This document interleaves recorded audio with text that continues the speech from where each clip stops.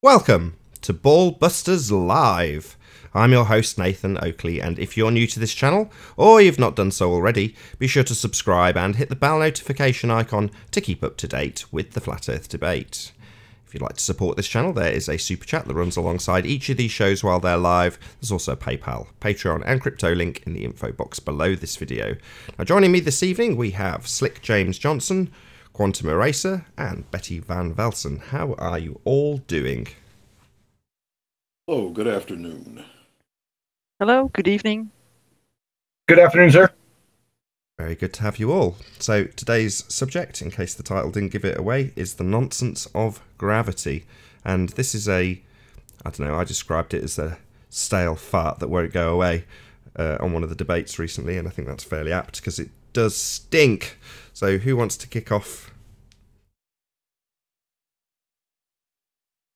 Nobody. Very encouraging.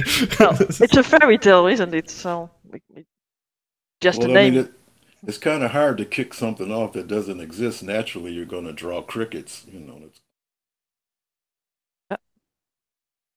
Well, before the show started, we were talking about the equivocation of the law of gravitation.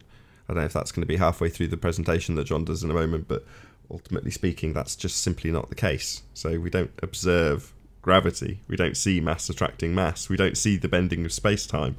None of this is actually occurring, so why would it ever be labelled a law? Yeah, it's just that observe and declare thing. You know, they see something move and automatically attribute a force to it and then build a world around that declaration and push it for many, many years until it becomes law. Well, if you repeat something over and over and over again, then people tend to adopt it, no matter how crazy it is, correct? Yeah, look at the heliocentric model. I mean, that's a perfect example.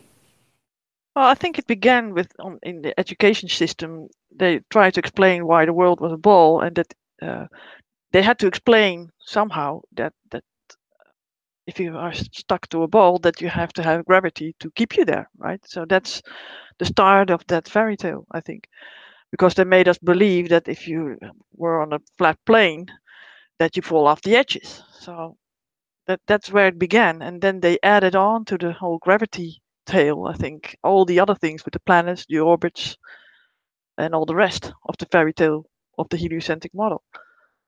So I think there it's all began. But when you ask somebody about it, they'll tell you about 9.8 meters per second and express it like it happens everywhere. And then when you dig into the nitty-gritty of it, they explain how that if they suck all the air out of a chamber and then drop two items, they'll both go down. In other words, the aspect of relative density, the thing that actually dictates which direction something's going to be travelling in, based on its medium, is completely removed. And then you're left with this figure that's attributed to a downward force at 9.8 meters per second. And it's an effect to start with, but they describe it as a cause, right? They describe it as gravity. Exactly. Yeah, but with the laws of, for example, the law of thermodynamics. I mean, heat always goes to cold, right? So that's something that is. It happens. We cannot never ever find out the cause.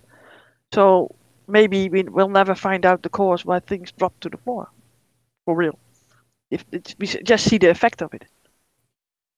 Right, the thing about hot going from cold, you can at least measure the temperature, you know. But with their force, it's just never. You can't. All you can do is imagine it. You can't ever really verify it. You might say. Yeah, well, you can measure maybe how fast a bullet a ball will fall instead of a feather, right?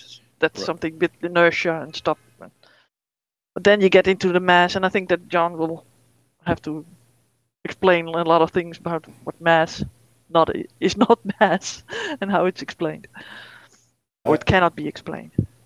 I think the thing that they miss is that they're not sure of all the variables involved. Have you isolated all the variables before you come up with this, declared law, so I think that's one of the things they're missing.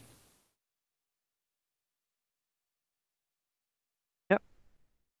Well, thank you. That's great. Well, that's the presentation. Thanks for coming.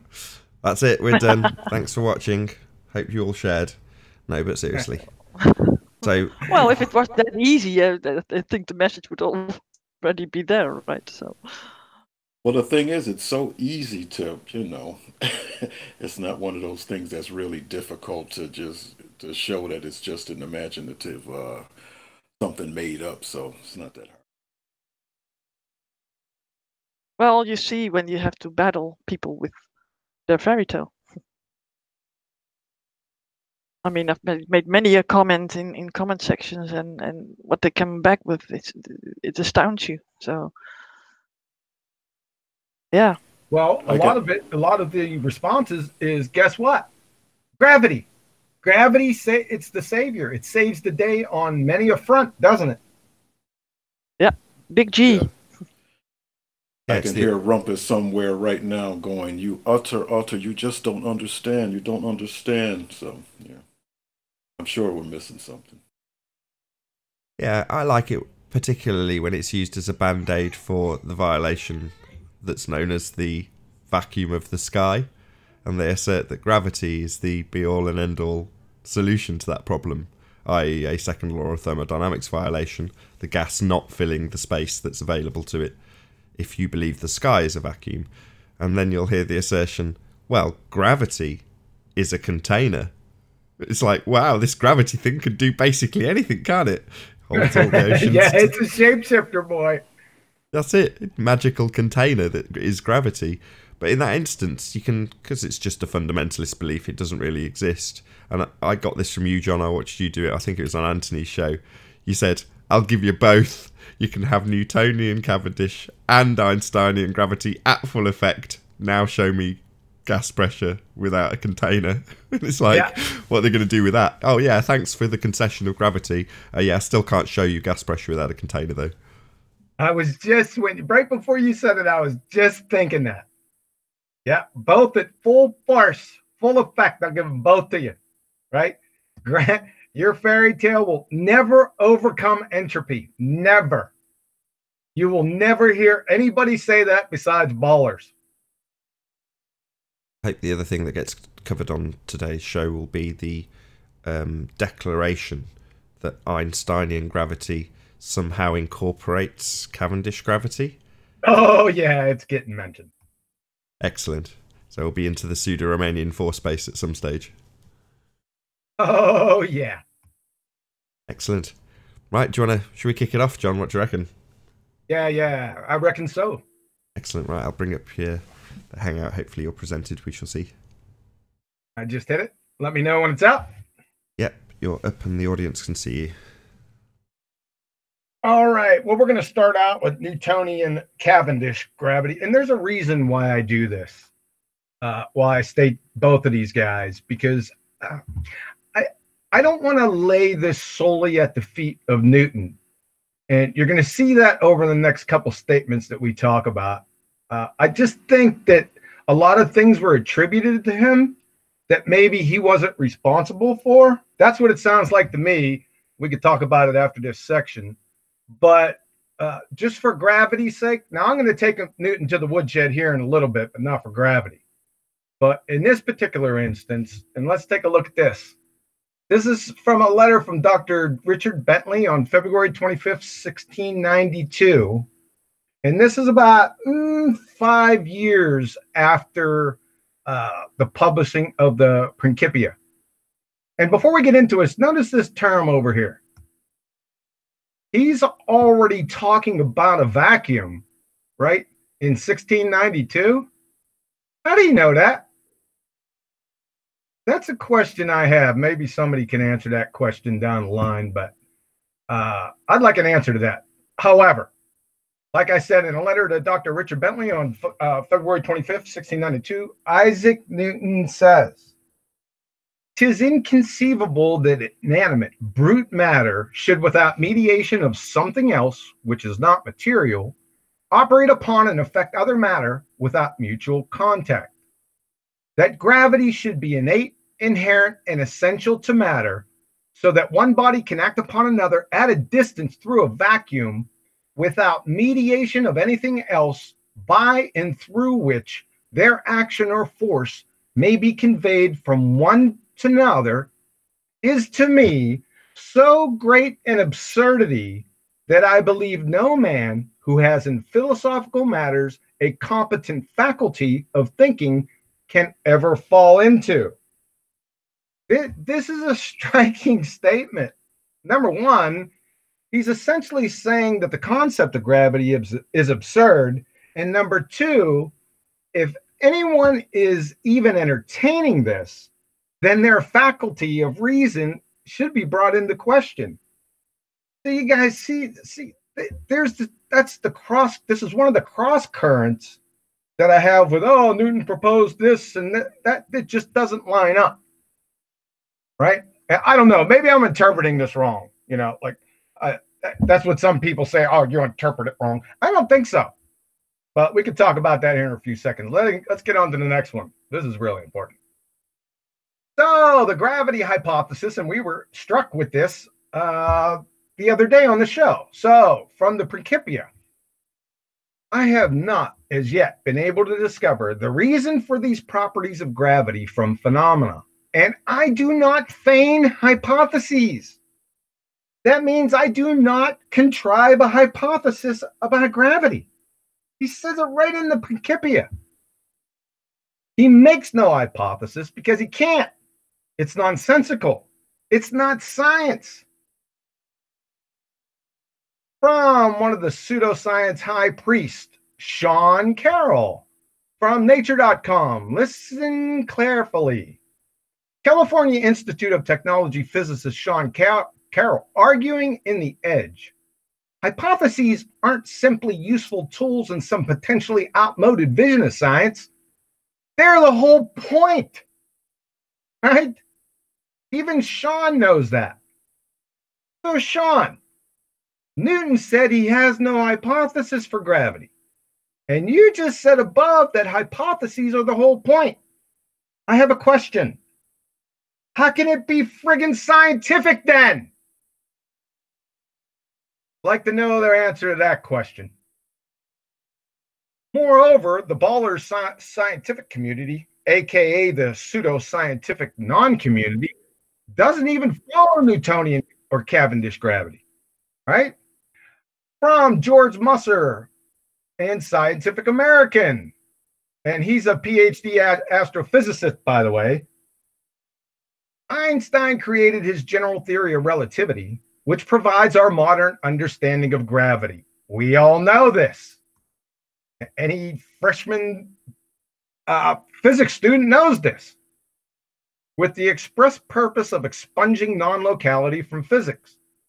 Isaac Newton's gravity acted at a distance as if by magic, and general relativity snapped the wand in two by showing that the curvature of space-time and not an invisible force gives rise to gravitational attraction. Now, I've seen this citation brought up on many occasions, and the ballers just bumble, and stumble, and make all kind of assertions regarding it. This is cut and dry, right? Now, I color-coded these up here. You see Isaac Newton's gravity, and by magic, and snap the wand in two. See, they're talking about Isaac Newton's gravity. So what wand? Well, the magic wand. Where's the magic? Well, that's Isaac Newton's gravity. And then it says, by showing that the curvature of space-time and not an invisible force gives rise to gravitational attraction. So what's the problem here? Why are people calling this a force? When it, I don't know, what is it? Do people have problems with the word not? I mean, you're going to have to go define not or something, because I don't see what the big problem is. What, Scientific American is not a scientific journal?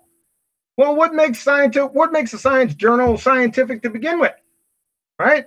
We talked about this last week. Well, it's got to follow the scientific method. How many journals follow the scientific method wholly?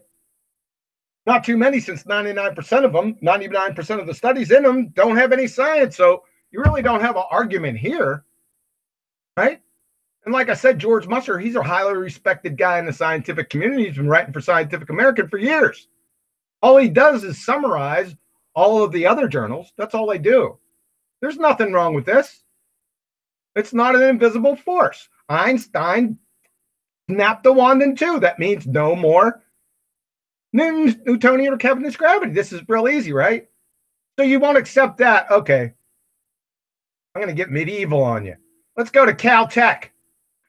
Einstein came up with the theory of general relativity in 1915, the prototype of all modern gravitational theories.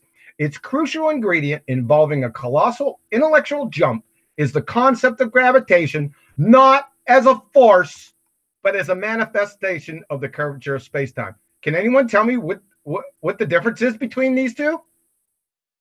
Not much, right? So I don't know what your problem is. This is real easy to reconcile. Better get your act together. Then we have another pseudoscientific priest, Brian Cox. That comes right on. There isn't really a force of gravity at all. Why are we continuing to hear day after day about forces of gravity? You're not even parroting the right pseudoscience. For goodness sakes. I mean, at least you could do is parrot the right one. Gravity is not a force. Period. End of story. And you can't reconcile it. You can't say it's a force or it's not a force, and then in the next statement say it's a force. I heard that the other day. Say it's a farce, maybe. So we got Newtonian Cavendish and Weird Al's gravity. That's what they do. They come back. Some of them realize that, okay, boy, they got me up here with this force stuff. So we got to pivot. We got to make something up, because that's what you do. You just make it up as you go. Like we don't know that you're doing that. Right? Newtonian gravity or Cavendish gravity is not the same as Einsteinian gravity. Number one, scientific theories never, ever explain laws. Never. If they did, it wouldn't be a law anymore. Newtonian gravity and Einstein gravity are mutually exclusive. Newtonian gravity is a force. Here we go again. Einsteinian gravity is not a force. It's cut and dry. That one's over. They're not even in the same geometry, for crying out loud. How in the world can Einstein equations reduce to Newtonian equations when they're not even in the same geometry? Can you show me that trick? Right? I'd like to see that one. Newtonian gravity speaks to instantaneous actions at a distance, whereas Einsteinian gravity is limited to the speed of light. I mean, drunken sailors and field goal posts have more in common than Newton and Einstein's fairy tales. So I don't know. You guys better get another story, because this is a belly laugher. And I want somebody to take Einstein's field equations. I want to reduce them to Newtonian equations in front of us. I want to see that little maneuver. He can't. Yeah, that's right. They can't. So let me get it straight. So let's stop. We'll stop it right there. Go ahead. I was going to say Newton himself is saying essentially that you've not got, how did he phrase it? Good cognitive faculties, if you were to consider this. How did he phrase it?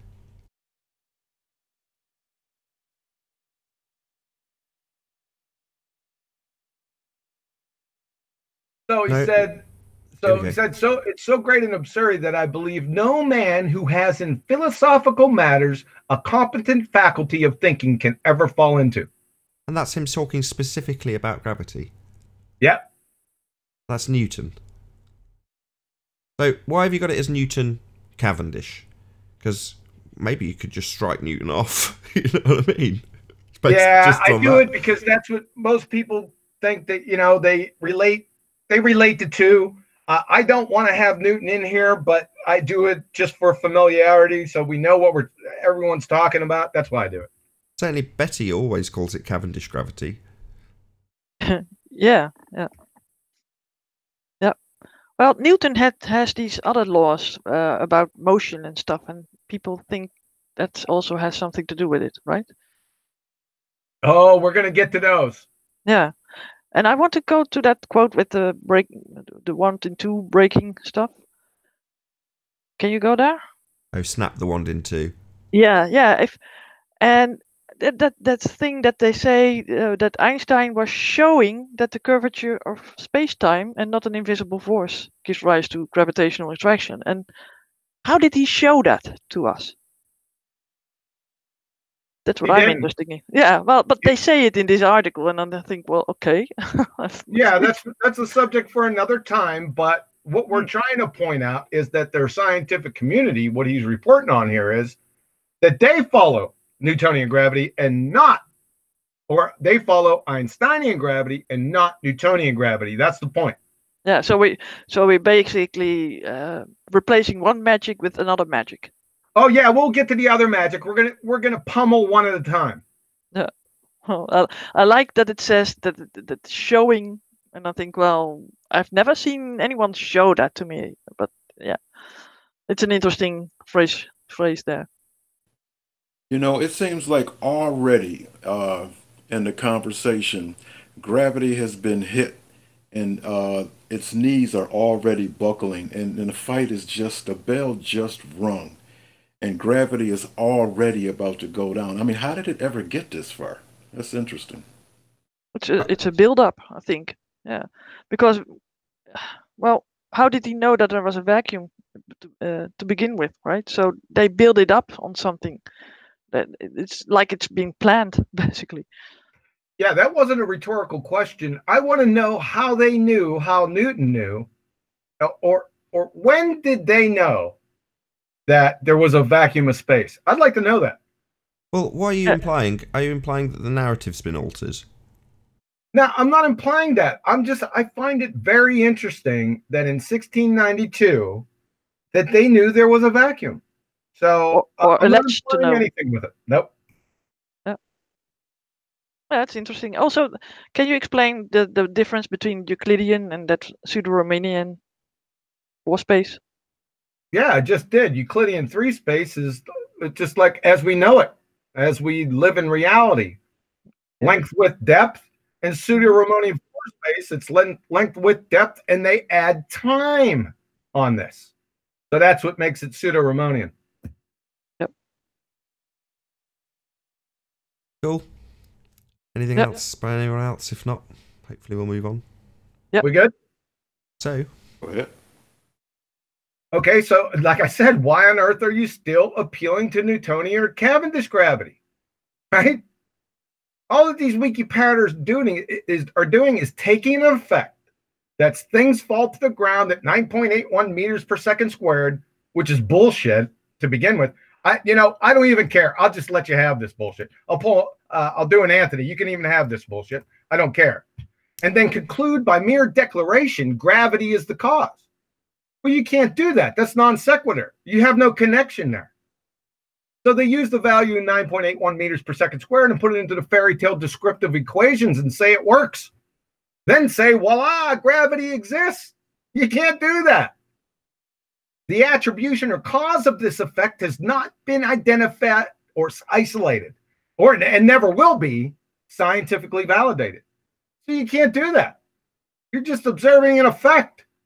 And even that I put into question. But what do we get? Well, Newton never proposed a hypothesis for his law. Okay, well, that's okay. We have the ballers here to produce it for him. What is it? Mass attracting mass, right? This is what we get on the show. How many times have we done this? And pummeled it every single time, but we continue to get it, right? Hypothesis. Listen to this one. If mass, then mass attracts mass. This is what we get. I mean, they could have colorful language around it and use other terms, but eventually we get down to this. If mass, then mass attracts mass. I mean, this is a Mr. Magoo circle jerk of the millennium, right? This is ridiculous. Just on its face, I don't even have to go anymore. Independent variables mass, dependent variables mass attracts mass. I mean, they need to look up, along with not circular reasoning. Titus Vetus, this is your actual hypothesis, this guy right here. If gravity exists, then larger masses will attract smaller masses. That's your hypothesis. You know, you could try to weasel out of it, but that's what it is. But you know what this is, right? You're attempting to prove something, right? That's in one of your premises. You can't have it in your premise if you're attempting to prove it, right? It's part of your conclusion. That's begging the question. And if you take the whole thing, it's a simple affirming the consequent formal logical fallacy. Set. Have a nice day. And by the way, if you put this forward as a hypothesis, you'd fail 5th grade general science and the 60-level basic reasoning course. All right. Let's get to this one. Usually, I brought this up initially a few months ago, and then I said, you know what? I'm not bringing it up anymore because we get bogged down, you know, with the details. I like to do it because I think it's funny. But we can't bring this up on the show because it takes 3 hours just to get through the hypothesis. So every time somebody says mass, I cringe, but I don't say anything. But here I'm going to bring it up, and you're going to see how funny this is. So, and then, of course, we get the appeals that, well, this is just semantics, right? Only this is a semantical argument. Well, isn't everything? I mean, isn't that the Socratic method? You need to look up Socratic method with your knots, okay? So what do we got? Let's look at physics about. Words have precise meanings in science. This shouldn't surprise anyone. I mean, science deals with precision and accuracy. You have to define words precisely. Dr. Mary Schweitzer, paleontologist, North Carolina State. Exactly. That's one of the things I drive my students crazy on. Words count. Words are important. Choose your words carefully. Right? You guys get this? Hello? Train wreck appeals you guys have. You need new arguments. So let's take a look at this. I pulled these both from Wiki. Let's take a look. We got mass and inertia. So from Wiki, mass is both a property of a physical body and a measure of its resistance to acceleration. A change in its state of what? Motion when a net force is applied. So no problem. But Rot-row, Shaggy, we look up inertia. What does it say? Inertia is the resistance of any physical object to any change in its velocity. This includes changes to the object's speed or direction of what? Motion.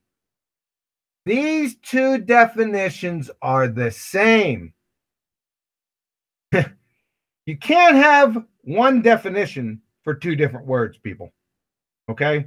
It's non sequitur. So what do? So you got to weasel your way out here somewhere. You should come up here. Oh, look at this. It says acceleration. And this one says velocity. QE, you don't even know what you're talking about. They're different, right? Oh, really? Velocity of an object refers to the speed in a specific direction. Velocity is nothing but the rate of change of displacement. On the other hand, acceleration is the rate of change of velocity with respect to time. And you can look at the units of measure for each of these. Acceleration is meters per second squared. Velocity is meters per second. If you're traveling at a constant rate, you have a velocity but no acceleration. If you're traveling and your rate is changing, you have velocity and acceleration. That's lovely. But you know what? Who really cares? This is the compelling factor in the matter. If something is accelerating, does it have motion? Yeah. If something has velocity, does it have motion? Yeah. I mean, this is an ongoing, unmitigated train wreck of a disaster. These two definitions are the same.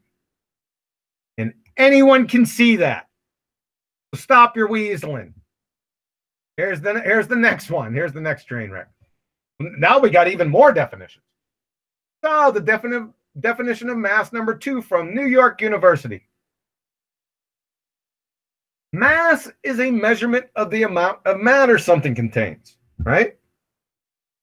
Ruh-roh, Shaggy. The mole became part of the International System of Units in 1971. Currently, it is defined as the amount of substance that contains as many entities as there are in 12 kilograms or 0.12 whatever of carbon-12. It's based on carbon-12, right? So what they do is, because this is a specific measurement, right? They say that they're different. No. Look at the root definition.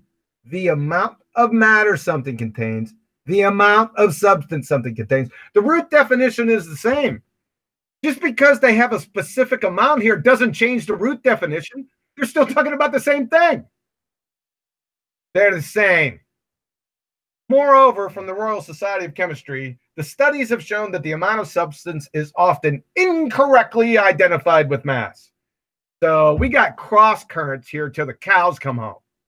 And by the way, the new definition of a mole, it takes out the relationship to carbon-12 and just goes with elementary entities. I mean, the tangled webs you mindless parroters weave. Right? All right, we could stop here. Been joined by Adam. How you doing, Adam?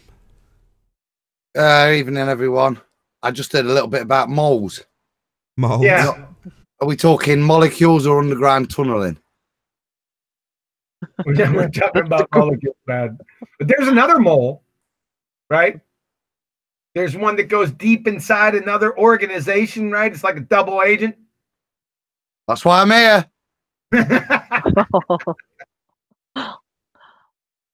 So what do you think about this? What do you think about this, Adam, between these two definitions right here, between mass and mole?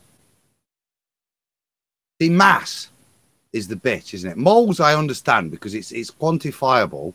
Mass is the one that, to me, my old lecturers, it's like when you're a kid, A-levels or just starting your degree, this concept that's introduced between there's a difference between mass and weight is hard. Certainly as a pharmacist, when we're making stuff and we're talking mass and we're talking weight, and I go to a set of scales and I weigh things out, which is a weight, but my calculation is in moles, which is mass related. And the basic way we were given it at first year of university was, yeah, like, it's just weight. Weight is mass. It's the same thing. It's just made up to fit into a secondary concept so you can put it into that secondary concept. The two things are the same. It's just that weight then has been redescribed and SI united to include multiplication by 9.8, but it's the same thing. Certainly from a pharmacy point of view, in terms of the way we deal with the things, there is no difference because nobody has been anywhere else to prove that mass has a different weight somewhere else. Hey, this is just sorry to put you on the spot there, Adam, because you just came in. This is the second definition of mass in its comparison with the mole. You missed the first one. Oh, sorry. No, it's not your fault. We had mass and inertia. These two are the same definitions. Again.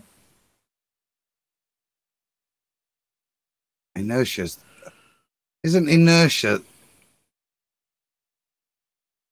The only difference is down here is they mentioned velocity. The only difference between these two definitions are acceleration and velocity, but that's irrelevant to the dang definitions, right? Because we're talking about motion. See, this is the key term. Resistance to motion. It's motion, not these. Motion. Yeah, motion. Both inertia and acceleration have motion. It's just inertia or standard speed velocity is one fixed speed, whereas acceleration is an increasing speed, but both have motion. Therefore, if you're going to describe something's attribute as motion, which is what they do, then they're the same thing. It's irrelevant whether it's speeding up, slowing down. It has motion. Yep, that's what I said. Yep. Thank you very much. Yep. Okay, well, I'm quite slow, so I don't follow how this ties into gravity at all. I don't get this. You're gonna have to dumb it down for me a little bit. Well, it doesn't, because I'm only whistling past the graveyard, because this has Newtonian Cavendish forces and stuff with mass, correct? So I'm just whistling past the grave. Like I said, this is just a bonus pummeling.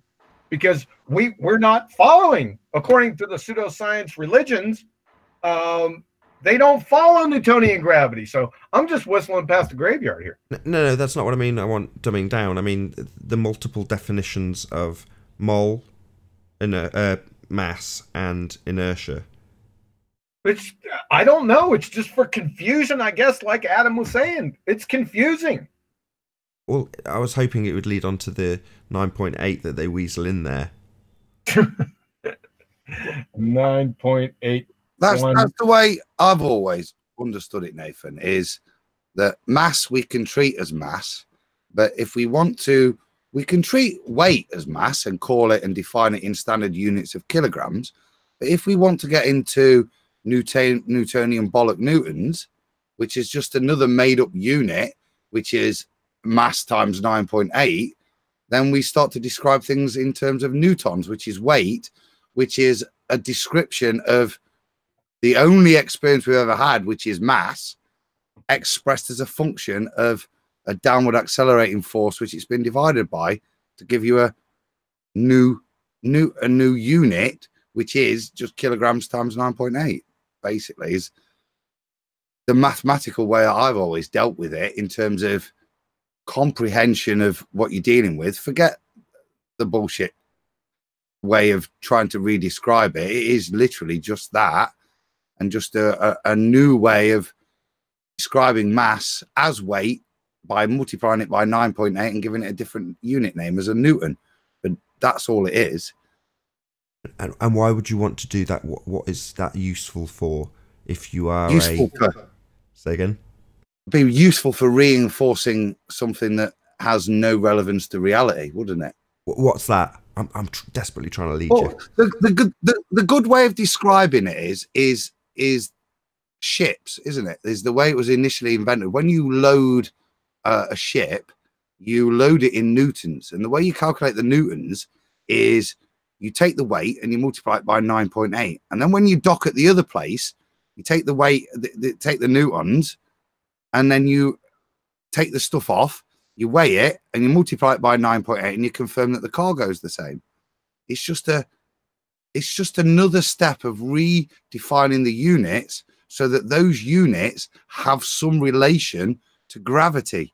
Is the only way in which I can see the bastardization of the initial word of weight has been changed to have a separate meaning to the universal interchangeable thing of mass. And certainly from a pharmacist point of view, weight and mass, when I'm dealing with stuff and I'm making medicines, it's the same thing. Because I've never gone and weighed out a recipe for a medication on the moon. So I've never had to adjust weight and mass because they are the same thing to me in the physical chemistry world. So sorry to lead you again. So you mentioned about weighing things on the moon and how we've got this introduction of the Newton in order to incorporate this 9.8 meters per second.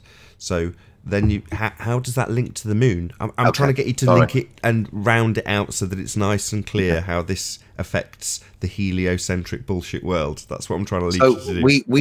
I've got you. We're instead of taking weight and mass as the thing that we all observe and experience and can comprehend, we try and pervert this into a new Newtonian understanding of the difference between weight and mass, so that weight actually becomes the effect of a downward force as opposed to a redistribution based on relative density, and an expression of intramolecular forces is actually down to some invisible force or the bending of space-time.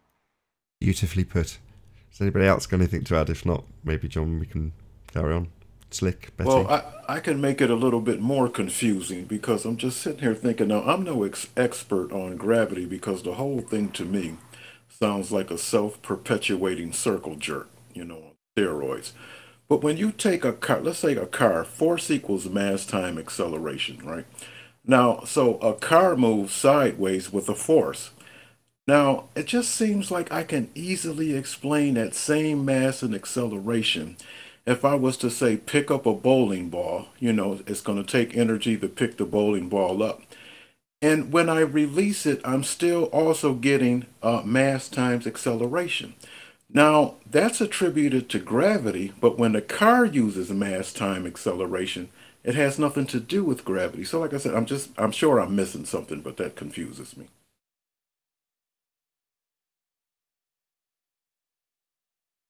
Out to Colin Turner for hitting the super chat. Really appreciate your support. Did you have anything to add, Betty? If not, we'll move on. Yeah, it's also a language thing with me. Everybody can say something about the definitions, and yeah, I have to go back to the Dutch translation to see if it works out that way the same. In my country, they say zwaartekracht, which means heavy force, so literally.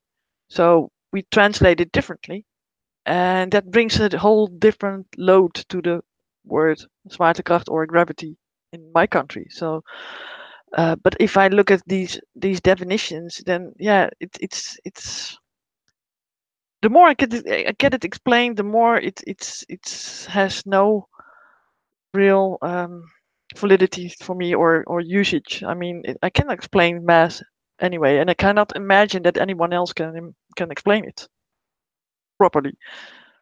Because yeah, weight has something to do with it as well, and I don't see the word weight in with the mass. So yeah, it's convoluted for me. So difficult. I try to, but I think it's in the equations, isn't it? That mass thing. So they need it for the equations to work. Well, like Adam's just pointed out, they need it to swindle in the downward force, basically, don't they? Because we've got to have a downward force to keep us on a spinning ball and not have everything flying off. Exactly. Yeah. Any more for any more? If not, we'll move on, John. Outstanding. So I'm going to take a little sidebar here. Like I said, Newtonian Cavendish gravity is dead. It's DOA. If you haven't realized that by now, then I don't know what to tell you. So let's go off to another subject here with Newtonian mechanics in general. All right, let's take a look at this and see if we can't reason amongst ourselves. So, Professor Shankar, Chair of Physics at Yale, listen to these closely. All right, so today we're going to shoot down Newtonian mechanics and Maxwell's theory. We're like the pressed. We build somebody up only to destroy them, right? We're not going to get into Maxwell just yet, but just keep in mind he's down the tubes also. It's Newton, Einstein, and Maxwell. That's who quantum mechanics takes to the woodshed. Quickly.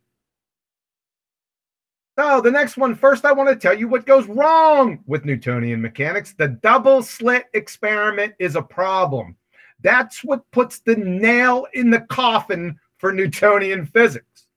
Now, why is he saying that? Well, let's say we have a double slit experiment with a Newtonian particle and electron. We close one slit and fire a bevy of electrons and we get 10 hits at point A. We close that slit and we open the other slit and we fire a bevy of electrons and we get 8 hits at point A. The Newtonian prediction would be if we fired the same bevy of electrons with both slits open, we must get 18 hits at point A. What do we get? We get a big fat 0. And what does that mean? Chair, Professor of Physics at Yale, go ahead and tell them. That is the end of Newtonian physics. Now, I realize that I have problems with interpretations, so let's consolidate these and see where we come out. So in relation to Newtonian classical mechanics, every time you hear classical mechanics, it's synonymous with Newtonian. They're saying the same thing. So what do shoot down, the nail in the coffin, destroy, and that is the end of actually mean? The mindless retort, I've been getting this for about a decade. Wow, quantum mechanics doesn't apply to big things. Really? Oh, what do you have to say about that, Professor of Physics at Yale? The laws of physics are always quantum mechanical laws. Here comes the punchline. You don't have separate laws for big and small things. That's pretty clear. From Lapwix, 2011, experimental non-classicality of an indivisible quantum system. They state, our results illustrate a deep incompatibility between quantum mechanics and classical physics, i.e. Newtonian physics, that cannot in any way result from entanglement. From the Bulletin of the American Physical Society, in Seed magazine, late last year, Bruckner-Koffler showed that it does not matter how many particles are around or how large an object is. Quantum mechanics always holds true. Always. John, can you just go back to the previous statement of entanglement and maybe just explain that? Because I think that's quite... We're going to get into entanglement down here in a little while. Okay, so we'll get into that here in a few. So just hold off on that. So what he's saying here, doesn't matter how large, quantum mechanics always holds true. Well, why can't we see it? Well, because it washes itself out. Because our vision is not attenuated enough. That doesn't mean it's not happening because you ain't seeing it. Right?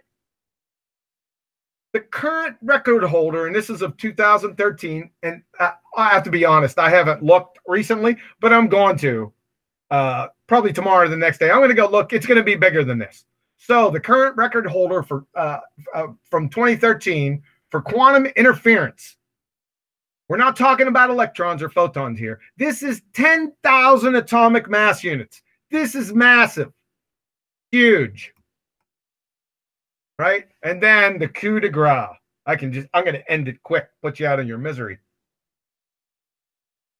From the parent paper O'Connell, the quantum ground state and single phonon control of a mechanical resonator from Nature, a metal paddle that's 30 micrometers long. That's trillions of atoms. A team of scientists has succeeded in putting an object large enough to be visible by the naked eye into a mixed state, quantum state of moving and not moving. This is over. It's over. Period. So goodbye, Newton. All right. I want you to sing it with me now. Ready? Turn out the lights. The party's over. No. Oh God, no! Please. Yeah, They say that all good things must end. Kick them. Okay. Oh, So, Love a better country. Kick them. Love a better country. yeah, I'd rather hear the Yeah, actual please, death kick throes of Newton. But yes, so bye Newton.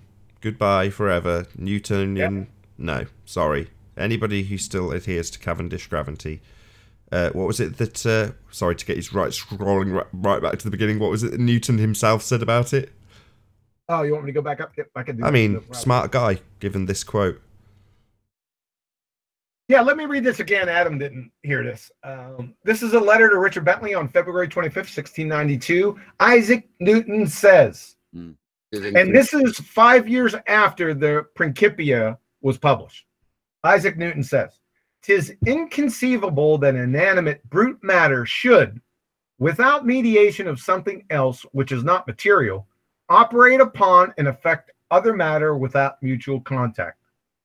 That gravity should be innate, inherent, and essential to matter, so that one body can act upon another at a distance through a vacuum, without mediation of anything else, by and through which their action or force may be conveyed from one to another, is to me so great an absurdity that I believe no man who has in philosophical matters a competent faculty of thinking can ever fall into." It's one of those ones that when you look at it honestly, and maybe not in your presentations, but when you do go off and you do, we in Iron Realm stumbled on that quote a long time ago, and it's one of the things where I hate to get a bit of mud floody in the perversion of history. It's very, very interesting that somebody that has all of this physics ascribed to him could make such a statement on his own, and most of the ascribing of the statements of Newton are ascribed to him, not necessarily his. Very interesting that the man himself made that statement, and they're one of the things that really as an intellectually honest person, if you are just looking at this from scratch, this is the greatest teacher of it, and they're his personal opinions on this theory, you really should pay a bit of attention to his full assessment of the theory. And it's that last bit, so great an absurdity that I believe no man who has philosophical matters of competent faculty thinking can ever fall into it. That is quite a statement to make with regards to your own piece of Nobel Prize winning, if that was ever, you know, which obviously weren't around then, but Nobel Prize winning physics. You have made the statement yourself that basically it's a bag of shit, and you've got to be absolutely nutty to believe that you've got invisible forces acting on things through a vacuum. He's quite clear. I agree, and I like your word ascribe to him. Exactly. Yeah. That's why I hold back on, just in the context of gravity, dogging Newton out too much. Because I think it was ascribed. With most of the theoretical physics stuff that we see, particularly Cavendish, everything's ascribed. It's very difficult to find these individuals themselves making these claims. It tends to be ascribed after the death, posthumously. We happen to have found the crazy workings of this guy buried in a book, in a case at the back of his bookshelf, which describes the experiment. I mean, that is the Cavendish experiment itself in a nutshell. It was never there. It was never observed by anyone.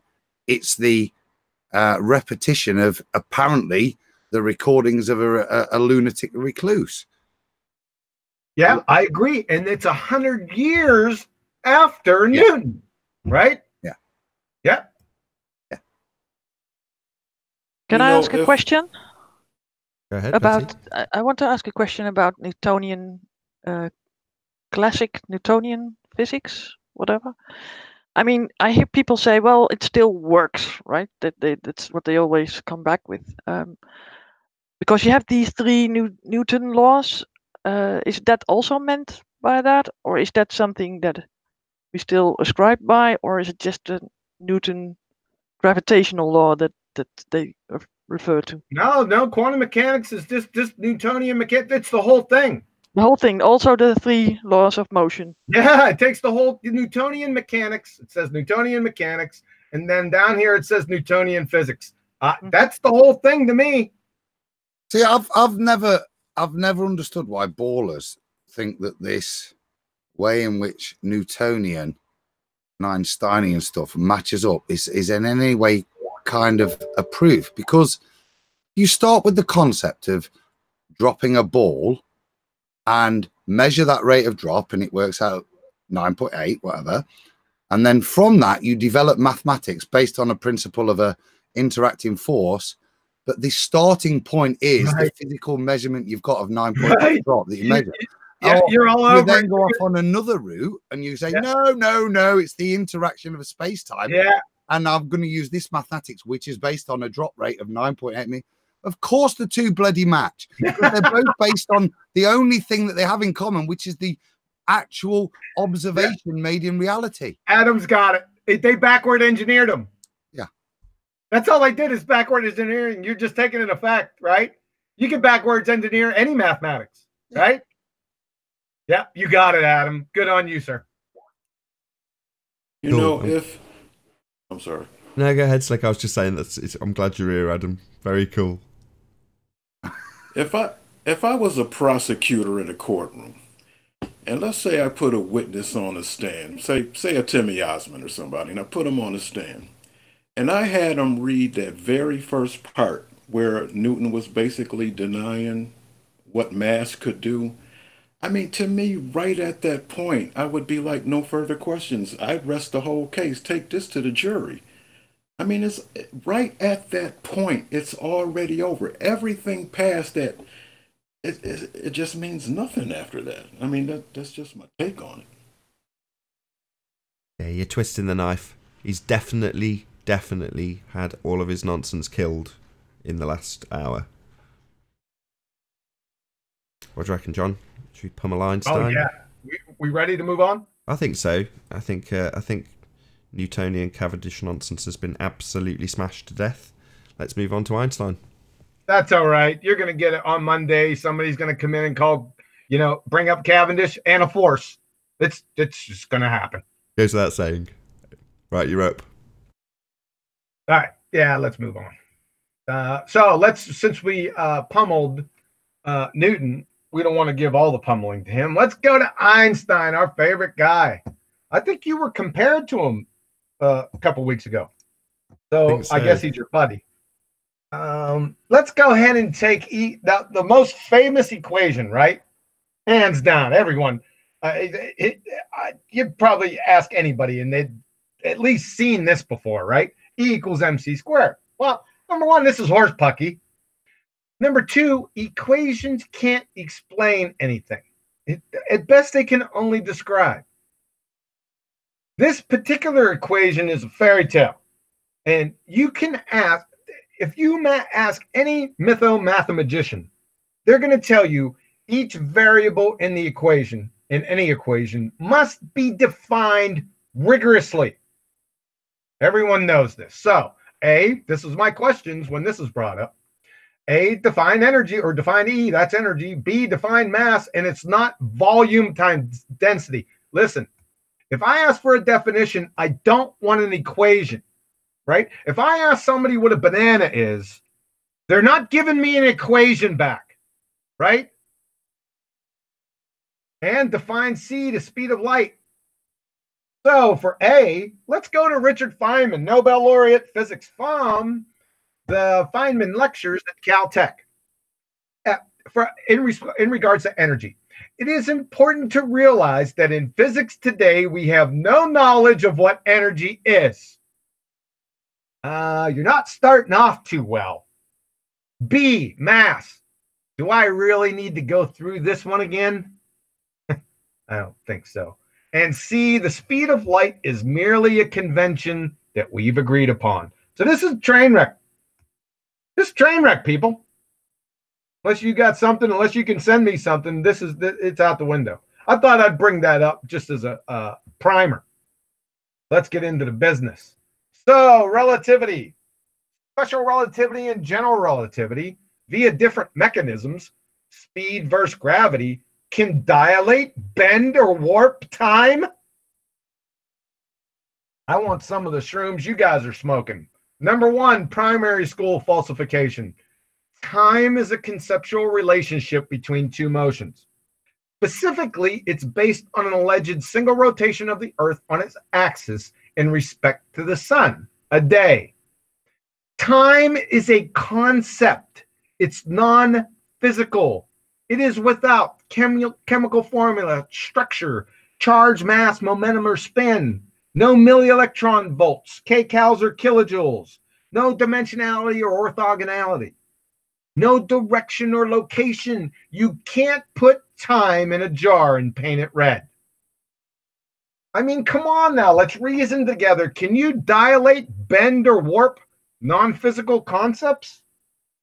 I have a real problem with this one, John. Hold on a second. Yeah. Is it your contention that if you have poison ivy on the brain that you could scratch it by thinking of sandpaper?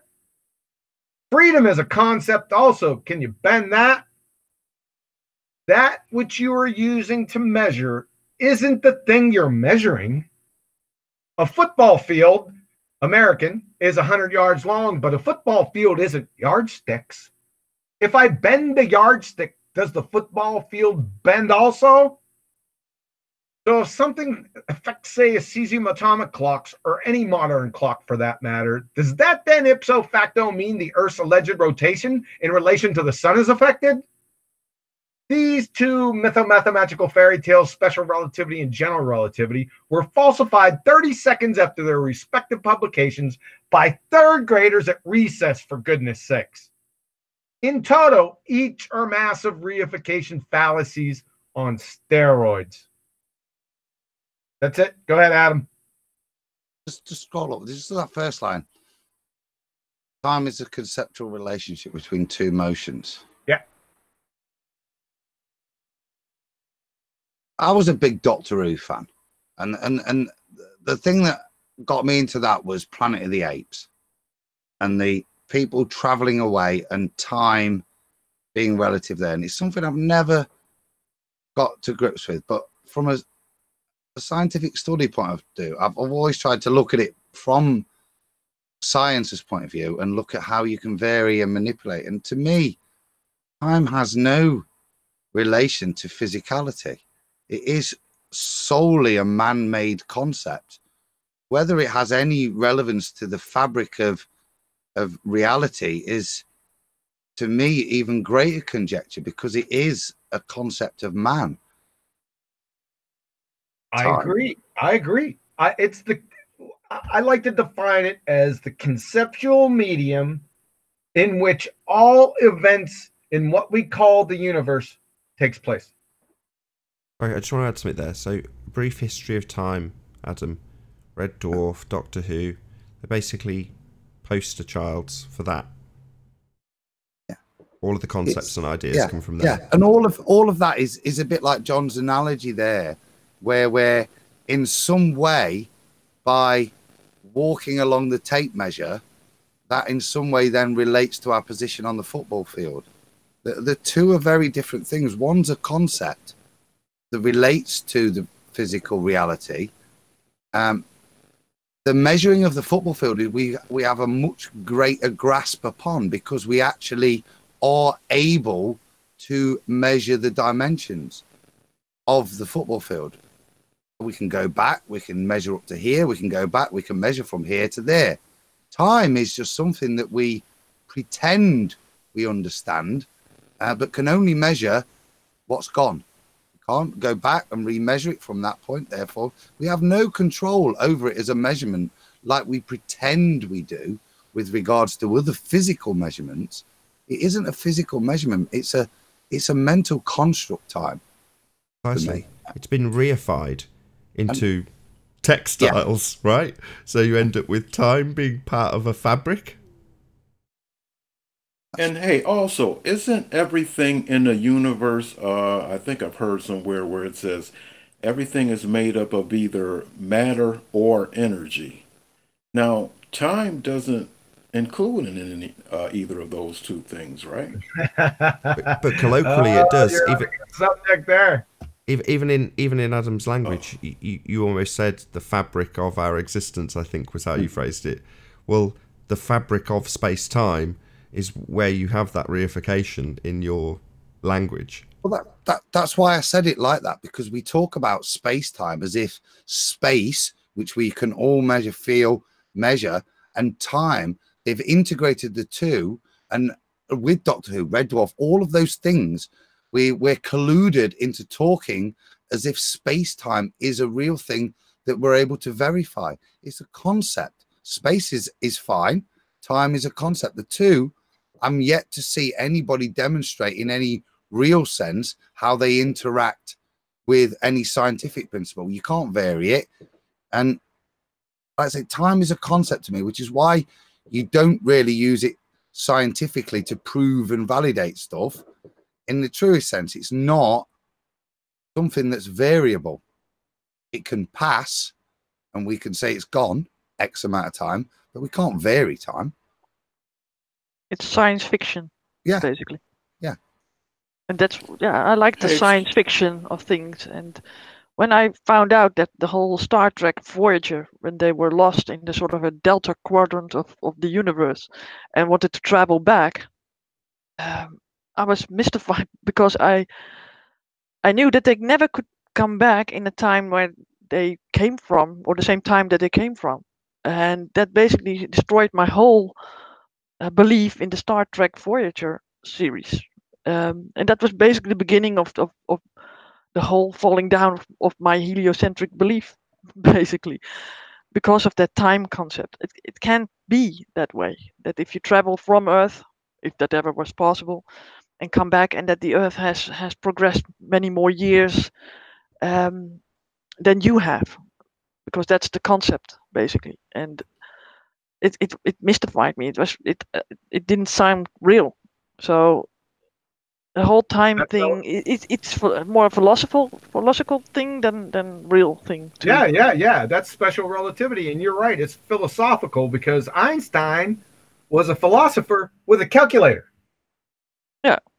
Yeah, that's what he was. You're right. It's philosophical, and they used that example, the example you were talking about, to justify or prove special relativity. But he didn't ever had a peer-reviewed citation of this, right? So he didn't really put that through the whole system. What system? Peer review is not part of the scientific method. We went over that last week. Yeah, but even that he didn't do. No, this is not experimental based. No, absolutely not. Because he knew that it would be, discarded maybe. Or maybe that's a good point. Just before we move on, to say exactly that you're never going to vary time.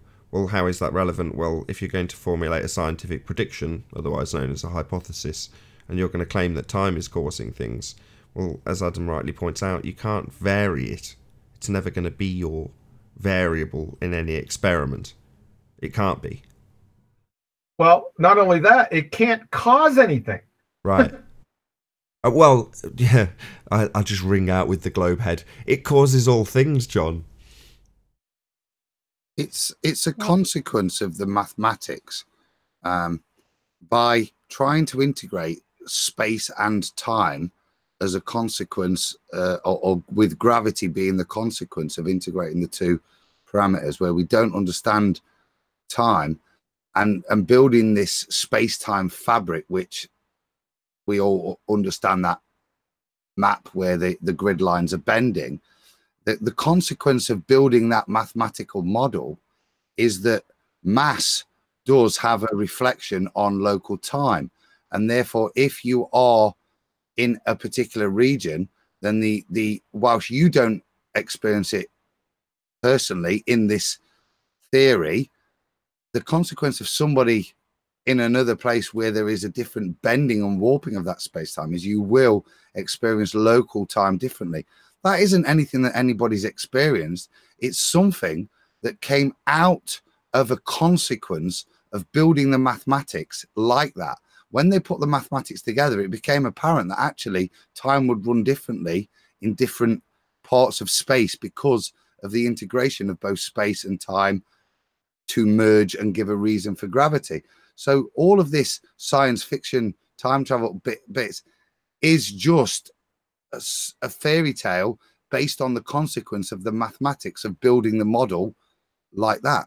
Right, but from that fairy tale, you get some great sci-fi concepts, right? Wormholes and time dilation and all kinds of groovy crap that they claim is actually our reality, but it's just a good sci-fi story. Black holes. Black holes, right? Yeah, there's another one. White holes.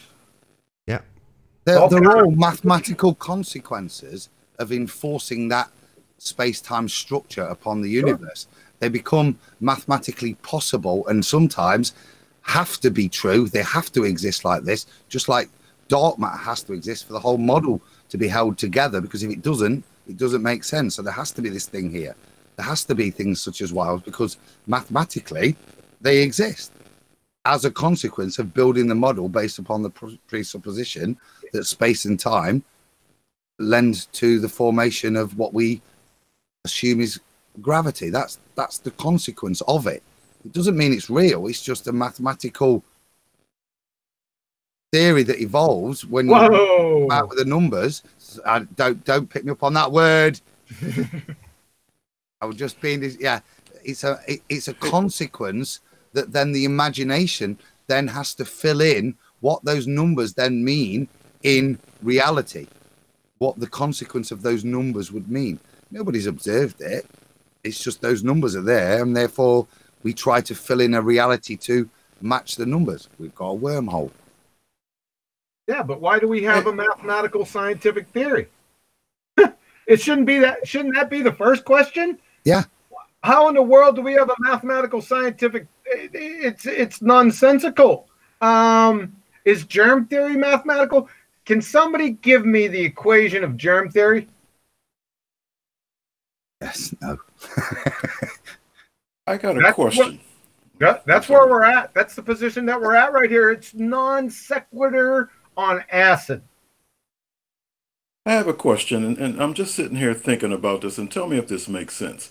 If everything consists of either matter or energy, well, gravity would have to fall under one of those categories, and it's not matter, so it would have to be energy. Now, if gravity is energy and mass is what causes,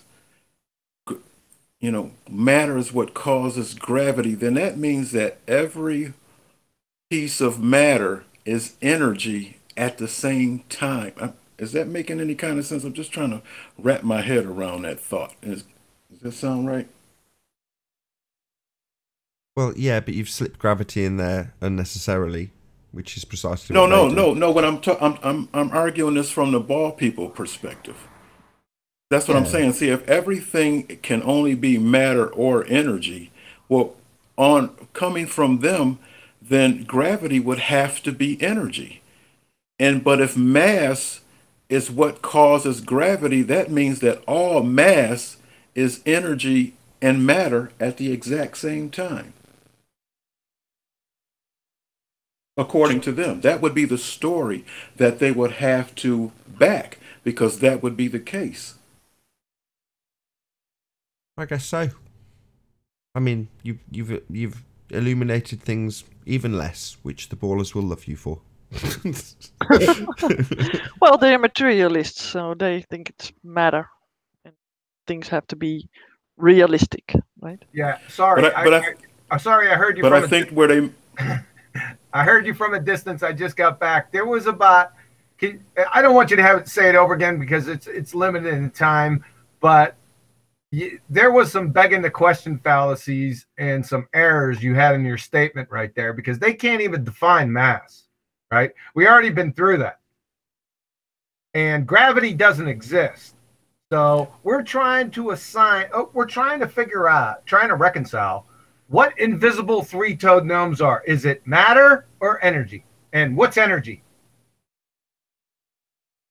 Right, but John, you don't understand. I'm talking about from their point of view. They're the ones that's claiming gravity. And what I'm saying is, if all there is matter and energy, then gravity would have to be energy. And if mass is what causes gravity, that means that all mass, which is matter, has to be matter and energy at the exact same time. That's my point. That means that there's no separation between matter and energy according to the globe heliocentric theory. Yeah, there's a lot of problems with that. But yes, matter and energy are equivalent, right? But what's energy? No, what I'm saying is that things can either be matter or energy. It has to be one of those two. But there's, sorry to interrupt, there's a serious reason why. Just listen to his question again, Slick, and then try to answer it, see how you get on. Okay. Yeah, my question, you said you're right. Everything is either matter or energy, right? Okay, what's time? Time has nothing, that's not a part of the equation. It doesn't equal matter or energy. That's right. So then they're off the reservation to begin with. Materialism's done. What about knowledge? What about information? Is information matter or energy? Well, that's a whole nother. I couldn't answer that one. That's what I'm talking about. We're getting down this road. Exactly. Yeah, materialists. That's what exactly. Yeah. But I'm only talking about the matter energy concept. Precisely. Exactly. Yeah, but it doesn't fit in the whole gravity space-time thing with Einstein, right? So. But I'm just thinking Newtonian. I'm just thinking even on that level. Well, we included Newtonian already. You're too late. Come on, you're too late, Slick. It's already been destroyed. Come a little bit late to the party. You're kind of missing the boat. Don't worry about it. All right, that's all right. Hey, that's all right. Can we move on? Yeah, I think so. I mean, just one second, because I'm fumbling with Slick here. So for me, it is probably what I was trying to say earlier. They've tried to crowbar time into the fabric of reality to allude that somehow now matter bends time, and in doing so, time therefore bends matter to allow for gravity. That's, yeah, it's got nothing to do with it. The two are reciprocal and just kind of cancel each other out. There's no cause of it. It just happens. It just is, because time bends like this, but you don't experience it because it's local. But that's the reason for gravity. But it kind of cancels it. It's might be a bit simplistic, but it kind of cancels itself out in terms of the theory, and you just have to accept that it is there because you can't put anything on the time component, measure or analyze it. So you just have to accept that it is there, and that's why gravity is there, because time does bend like that because of mass. Yeah, that's Jeranism did a really good video on Einstein's transform equations, which is essentially what you're describing, right? Where you engineer it in and then just engineer it right back out again. Yeah. Bit like All right, we good? We're good. Yeah, let's move on. All right, so we already did the primary school falsification. I could stop right here, but where's the fun in that? Let's do the grown-up falsification, and I shortened this by quite a lot. I just used the, I tried to keep it concise, but yet still have the Louisville Slugger. So, non-locality occurs due to the phenomena of entanglement, whereby particles that interact with each other become permanently correlated or dependent on each other's states and properties, to the extent that they effectively lose their individuality and in many ways behave as a single entity. So because of this well-established phenomena in 1935, which pummeled Einstein's fairy tales, GR and SR, he coined the phrase spooky action at a distance. We've all heard this before. Then he and his buddies conjured a thought experiment. This is the EPR paradox of 1935. EPR is Einstein, Podolsky, and Rosen, in a feeble, clumsy attempt to debunk quantum mechanics. Why? Well, he couldn't have anything traveling faster than the speed of light because his theories would implode. A side note with this, he never published in physical review letters again because he didn't appreciate the paper being peer-reviewed. Continuing on. Because of the seemingly impossibility of testing his thought experiment, it apparently covered the pretentious, pompous, pseudoscience, mathematical, philosophy, but almost got that out, and the very public argument between he and Niels Bohr, who was of the opposite position, was relegated to the dustbin of history, never to be falsified. But then, in the 1960s, John Bell explored Einstein's alleged paradoxical thought experiment above and proposed an inequality. It's called Bell's inequality. If it was shown to be false, Einstein and his theories would take a dirt nap. Then John Clauser, a frustrated grad student because of his poor grades in quantum mechanics, was rustling through some books and papers in the campus library when he came across John Bell's paper. And that, as they say, folks, is history. Bell's inequality was first violated experimentally in 1972 by John Clauser and Stuart Friedman. Then in 1982, physicist Elaine Aspect experimentally jacked it yard forever. Ergo, Einstein and his theories took a dirt nap. He got debunked. Ever since Aspect's falsification, non-locality has been confirmed by experiment over 3,000 times, without exception. So I'll stop quickly right here. Okay. Well, I didn't interrupt you when you were talking about special and general relativity because you've abbreviated them, but people may not pick up on that. Nevertheless, minor point. Yes, So yes, this is first based on a thought experiment, right? The whole thing.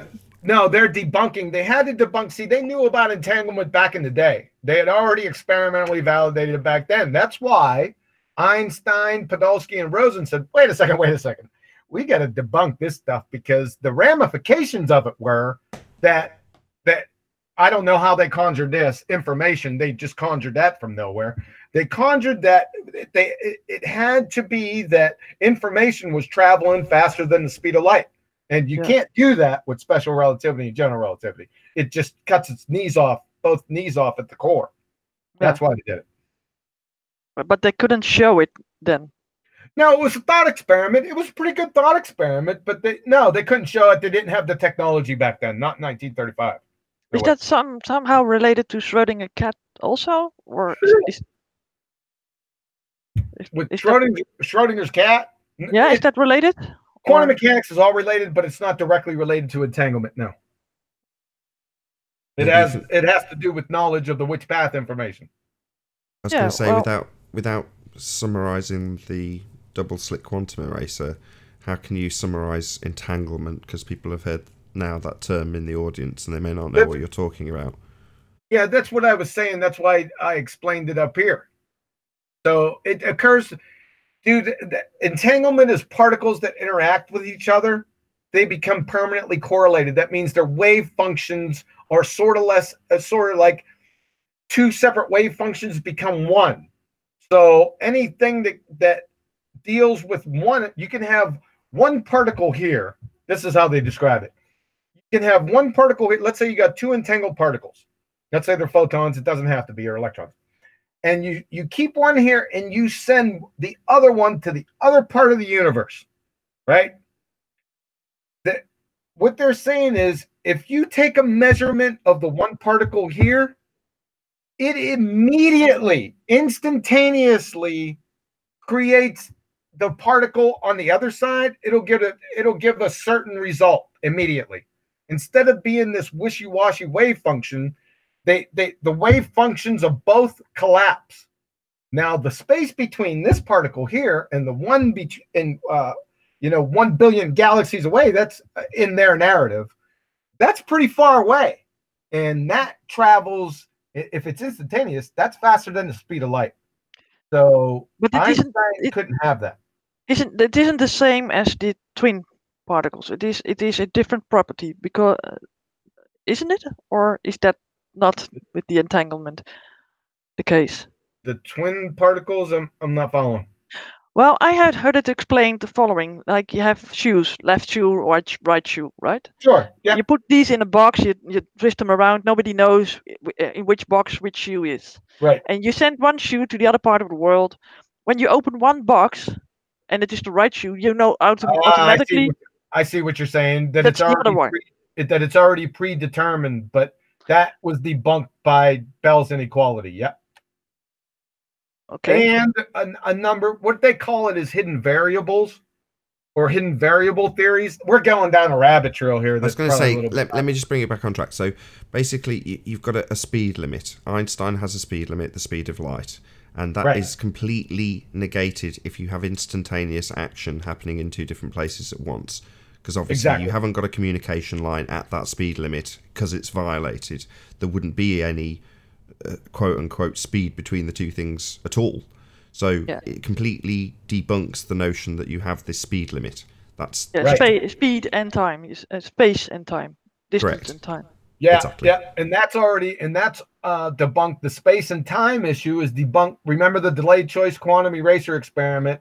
If space and time is utterly meaningless in this reality, and all you have to do is go back to the delayed choice quantum eraser presentation, and I explain in detailed steps why. So if you want to check that out, it's in the info box. So just click the more info if you're on a PC, or the down arrow if you're on a mobile device, and it's called, I think it's called the Quantum Eraser Experiment or something like that. But it's definitely down there and fairly obvious and labelled. So just check it out if you want to see that video on the double slit quantum eraser. Anyway, really interesting. The way I've always understood that is from the E equals MC squared equation. So that if energy, i.e. the total amount of stuff in something, whatever it's made up of, is equal to the mass times the speed of light squared, then suddenly if we disprove that things can go faster than the speed of light, then they either have to have zero mass or more energy than is contained within the formula. So by that, to me, the inequality stuff itself just shows that some things can go faster than the speed of light. Therefore, the definitive statement that E equals mc squared may apply a bit like Newton's theories. two observations, but it cannot be theoretically true because it's theoretically disproved by quantum observational experiments, which is it 3,000 times you've said there? Yeah, Does that make sense? That's kind of how I hold that bit. Well, number one, 3,000 times, that's a conservative estimate because I just put that down there, man. It's just the way it is. It's experimentally validated. So I got tired of looking through them. But what I mean is the speed of light. If you can prove that something goes faster than the speed of light, then it destroys the equation because yeah. See, what is the speed of light? Yeah, because we got number one, we got problems with the speed of light because it's a convention. But other than that, we're going down a rabbit trail here that I thought that we weren't going to go down, but that's okay. You should have had the speed of light thing in here. Too. Yeah, I don't. Yeah, it would just be too long. Yeah. Maybe for next time, maybe. Well, no, it gets pummeled just by the description of what that actually is. You know what light actually is, and I'm sure that's coming up later, right? Later in this presentation? No, maybe it's in the quantum eraser experiment. Again, click the info box. Moving on. Yeah, because this is a long or a deep rabbit hole. Yeah, but this is a large study. I mean, this is something that's interesting, but it is a large subject. So. Yeah, but let me just state this: that there is nothing traveling greater than the speed of light. Let me just say that there are other explanations that have been confirmed. Let's leave it right there. Maybe we could talk offline, Adam, about this. Yeah. I mean, mine's not with any certainty. Like I say, it's how I'm reconciling it in my head, and some of the stuff, these experiments, I'm in terms of the Bell's inequality and some of the stuff you're talking about, the disproofs. It's way beyond my level, mate, and it'd be interesting to chat about that and go through some of the implications of them. Sure. Just to firm it up, yeah, because I said it's easy enough to have a basic understanding. And mine holds from, like I said, the basic maths that if you're going faster than the speed of light, you've got more energy. Well, Einstein's equation says that's limited by the speed of light, the total energy. So it disproves it there. And there may be more detailed stuff, or I may be wrong there, and I'm happy to be wrong. So yeah, I'd love to get schooled a bit, dude. I mean, that might be a useful. That might be a useful conversation to be heard, because from what I'm hearing, you're trying to work this or undo this from within the concepts that Einstein lays down, Adam. Would that be a fair assessment, John? Yeah. Yes, I'm looking at the contradictions it has within itself, or the things that other parts of quantum physics says can happen. I get it. I can help you out there. It's all bollocks.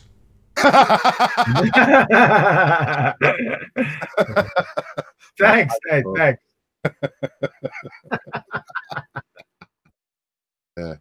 that's cool. Right. That's called a moment of clarity. Yeah, it is. That's a good one. We ready? I think so. Yes. I've had you up for a while. All right. This is really good. Now, let's reason together. Right. This is going to be really simple. Let's try and take two interconnected thoughts that both of these statements are going to give us and see if we can come out with a coherent conclusion. Okay? We're going to try this, so pay attention. So from David Bohm, professor of physics and really good personal friends with Einstein, by the way. Let's see what he has to say. So one could see that relativity and quantum mechanics, the two most important fundamental theories of matter, really contradict each other in the sense that relativity is local, it's causal, it's determined, it's continuous, and quantum mechanics is just the opposite. And then we have Professor Shankar, chair of physics at Yale. He says, the laws of physics are always quantum mechanical laws. So if the laws of physics are always quantum mechanical laws, and Einstein's fairy tales stand in direct contradiction to them, then where does that leave Einstein's fairy tales? We can stop. Go ahead. I was going to say, I'm sure that's what I just said. Didn't I just cover this? Well, they try to marry these two now somehow, and with all kinds of things and holographic things and stuff. I don't like comprehend because it's all mathematical, but they try to make quantum mechanics work within the heliocentric thing. Married bachelors. Yeah, I know, but they still try it. Yeah. Okay, is that it for that? This is painfully obvious, right? But I was asking more or less that question rhetorical, but that's why there was a long pause, but very dramatic. And I had a PS here, and I put that here so I wouldn't forget something, and I forgot what the PS was. So that worked out real well. All right, we're gonna finish it up. Cool. Okay.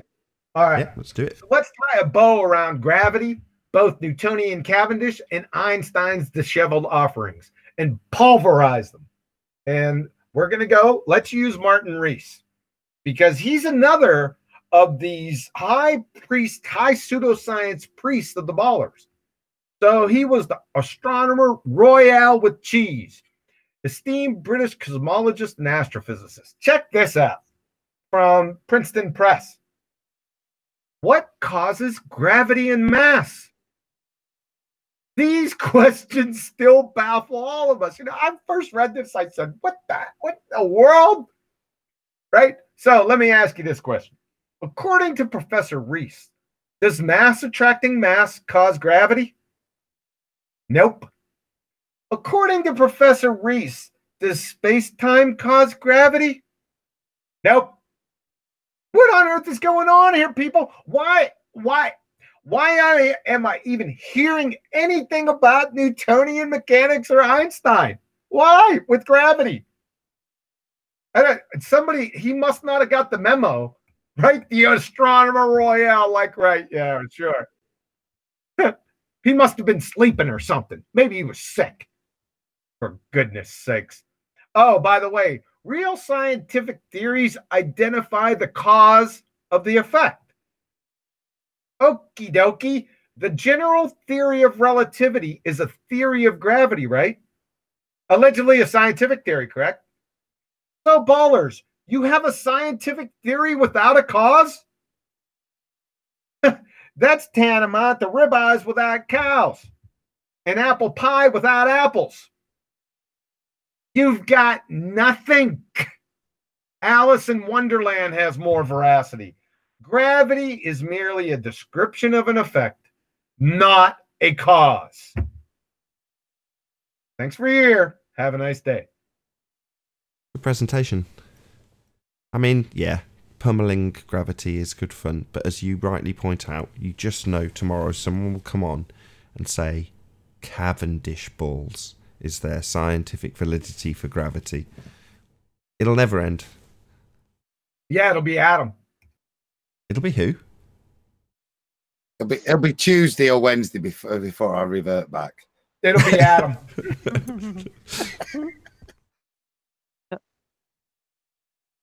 I mean, that was fairly thorough pummeling. There's going to be points in that people are going to lose track of what is actually being said and what it really means. And I don't know. Hopefully. Yeah, I tried to limit those, but some on the panel wanted to go down some rabbit holes. No, that's not why. It's just because there's going to be certain people that work within those frameworks anyway. So that's why people won't detach themselves from Cavendish gravity, because it's, as Betty put it, it's used, it works. Nobody's going to necessarily go to the extent of figuring out how it's been engineered into something and isn't required, unless they sit through this show. Then maybe they will. But my point is that most people won't necessarily concern themselves with it when they're figuring out how many newtons a cargo ship weighs, right, Adam? Sorry, mate. Yeah, I mean, totally. It's a con, isn't it? It's part of the paradigm they've painted us to make us feel intelligent, to give us this pretend knowledge that allows you, it's in Newton's load. When the reality is it's all a bullshit. A bit like listening to Fight the Flat Earth the other night with Anthony. That was a great example of somebody just repeating stuff that he clearly didn't fully understand. And I didn't fully understand what QE was saying there, but hopefully I've got the point off that there's enough you can pull out of these things without having to be at John's level to disprove what they're saying to you, the clear paradox of what they're saying, the contradictions of what they're saying, the impossibilities. And that's what I've took out of it tonight. Like I said, I do expect to get a bit of schooling offline or maybe even online on this, John. I'm happy for that. But to me, there's clear information there tonight that show the contradictions of what they're purporting.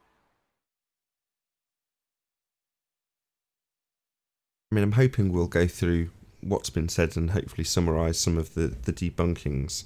So, I mean, you know, in terms of how it gets debated about, when it's asserted that scientific validity is given to this this reification of a force that does not exist, a mathematical reification, is this set of balls in a shed, you know, and it's asserted that that's actually proof that that's scientific validity. It's an experiment.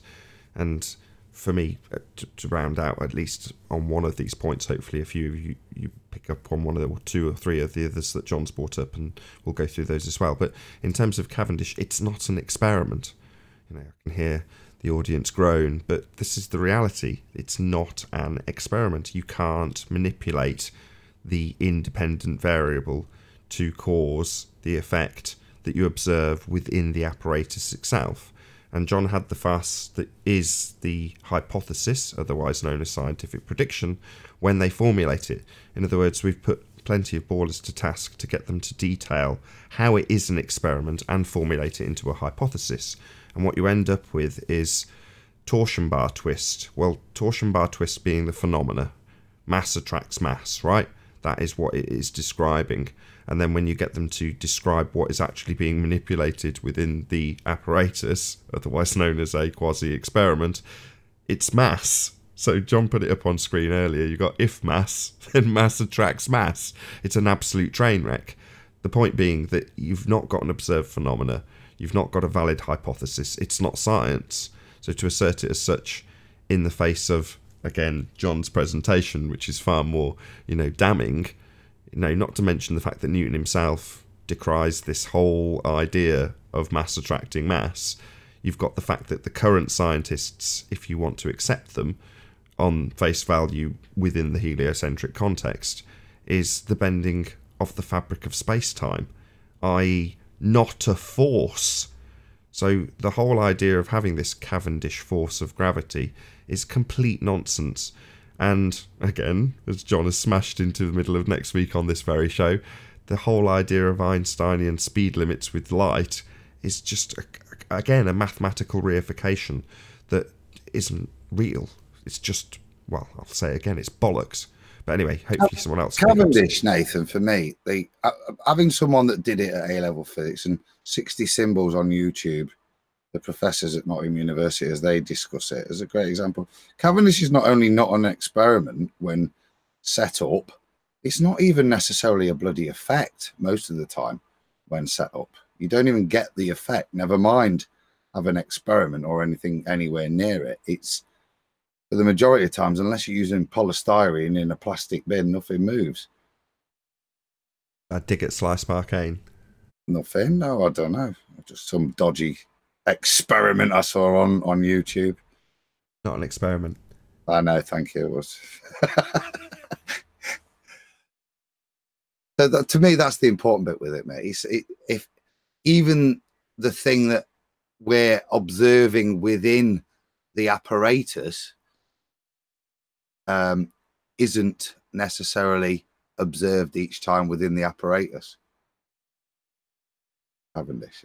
Yeah, it's complete hit and miss. There's what is it?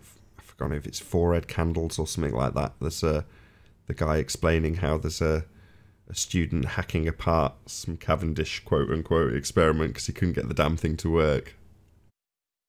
That's the lab tech on the professor saying, look, I've got this, and they're the ones that we did at A-level physics, those smaller Cavendish ones where you set it up. But And he says, oh no, this one here I've got, you can see the equipment working because we had some frustrated lab tech saw it in half because he couldn't get it ever to work.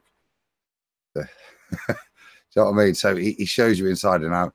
It is just nonsense. And I always remember my physics teacher telling me, don't worry about doing that one. It never works.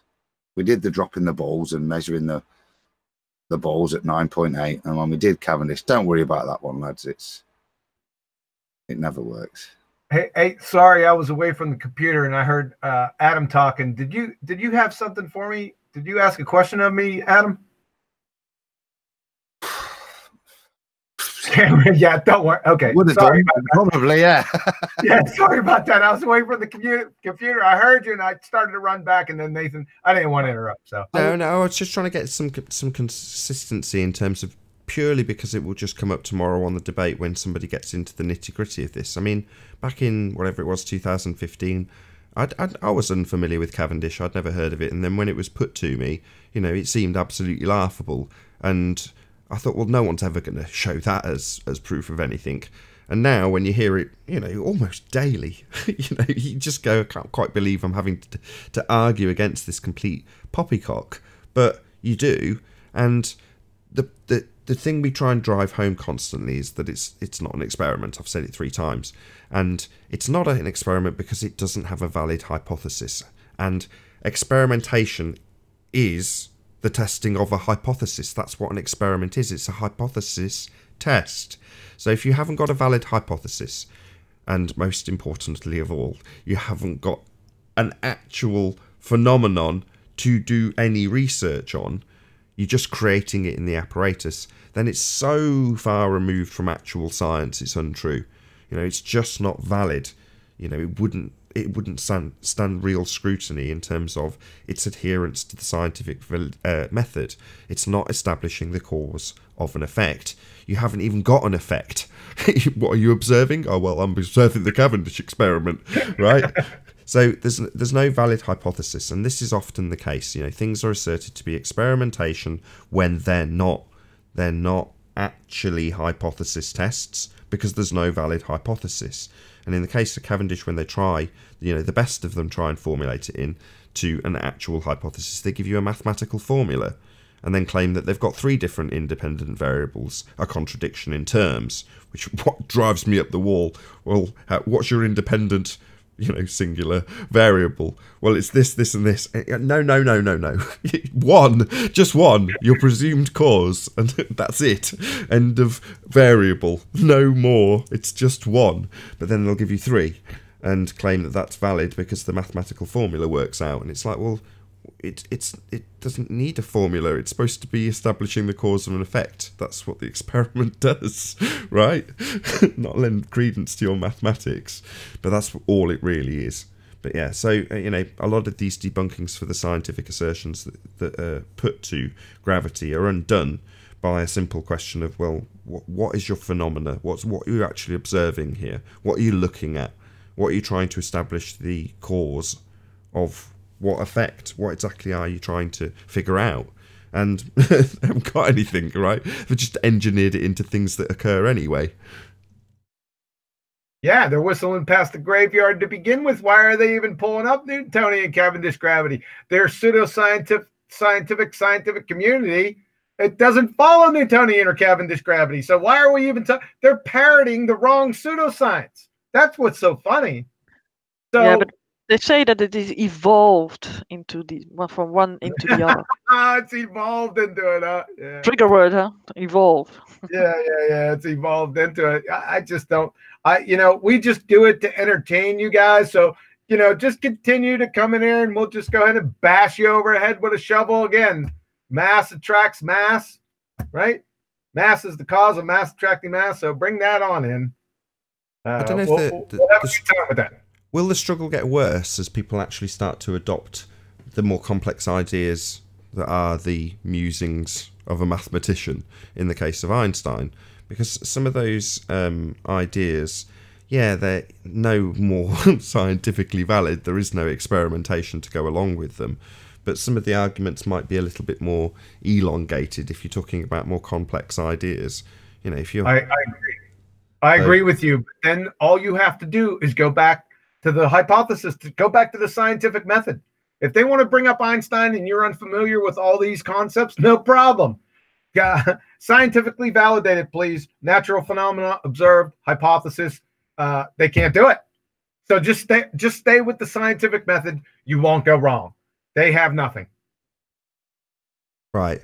I mean, Fight the Flat Earth and Sleeping Warriors debate came up from Adam earlier, and as much as I don't want to level any criticism at Anthony, because it was a good debate, both of them held quite a good account of themselves. I don't know if anybody will agree. I don't care either way. It's just my opinion. But had Anthony have stuck to the scientific method, it would have been a lot quicker. Let's put it that way. Yeah, he's not the only one guilty of that. Oh, yeah.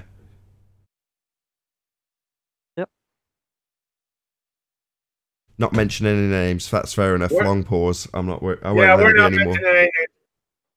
Fair enough. Yes, but absolutely. If you've got something that's claimed to be an experiment, then you simply have to ask for the hypothesis, and therein will contain the phenomena and the thing you think is causing that phenomena. Now, if you have a valid hypothesis, it doesn't necessarily explain the thing that it's claiming, i.e., it is just a supposition. You have to back it with the main thing science is based on. Systematic experimentation based on a hypothesis. So, it's pretty critical. And unfortunately for Einstein, he doesn't have it. Precisely. It's end the game, end the story. Yeah. Cool. Slick? No, I'm all set. Thanks. Betty? No, I think that this was great presentation, and I think that a lot of things were repeated over and over again, but I think that it's needed because people forget or don't grasp everything. So how many more times you show it, the more it will settle in and sink in with a lot of people. So great. Yeah, I mean, I'll come to you in a moment, Adam, as well. Obviously, I won't forget you. But yeah, big kudos, John. I mean, I've watched this presentation on Cathexis' channel. I've watched it on my channel when I've watched the Gravity presentation before, and I've ultimately watched it now. And I've rewatched those exact same shows over and over again because it isn't easy to let it sink in and permeate your consciousness to the point where I can spot that Adam's working within Einsteinian concepts when he's describing something to try and undo it. You know, that isn't something that just comes naturally. It's something that is acquired from watching Nathan Oakley's videos over and over and over again. So I strongly suggest that everyone in the audience does exactly that. So yeah, Adam, did you have any last words before we round out in seriousness? I'll defend that position because I think for the majority of people, we are brainwashed and brought up in that system. And I think the first step sometime, certainly for me, well before Flat Earth, this is talking, you know, the alarm bells are seeing the contradictions that if something can go faster than the speed of light, that kind of knackers that equation, doesn't it? Because you've just said the total amount of energy is based on that.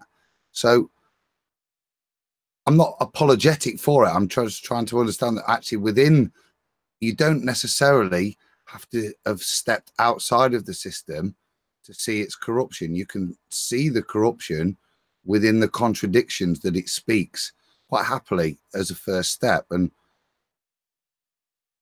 the stuff John was going through, I really enjoyed. And like I said, I do want to get a little bit more educated on that.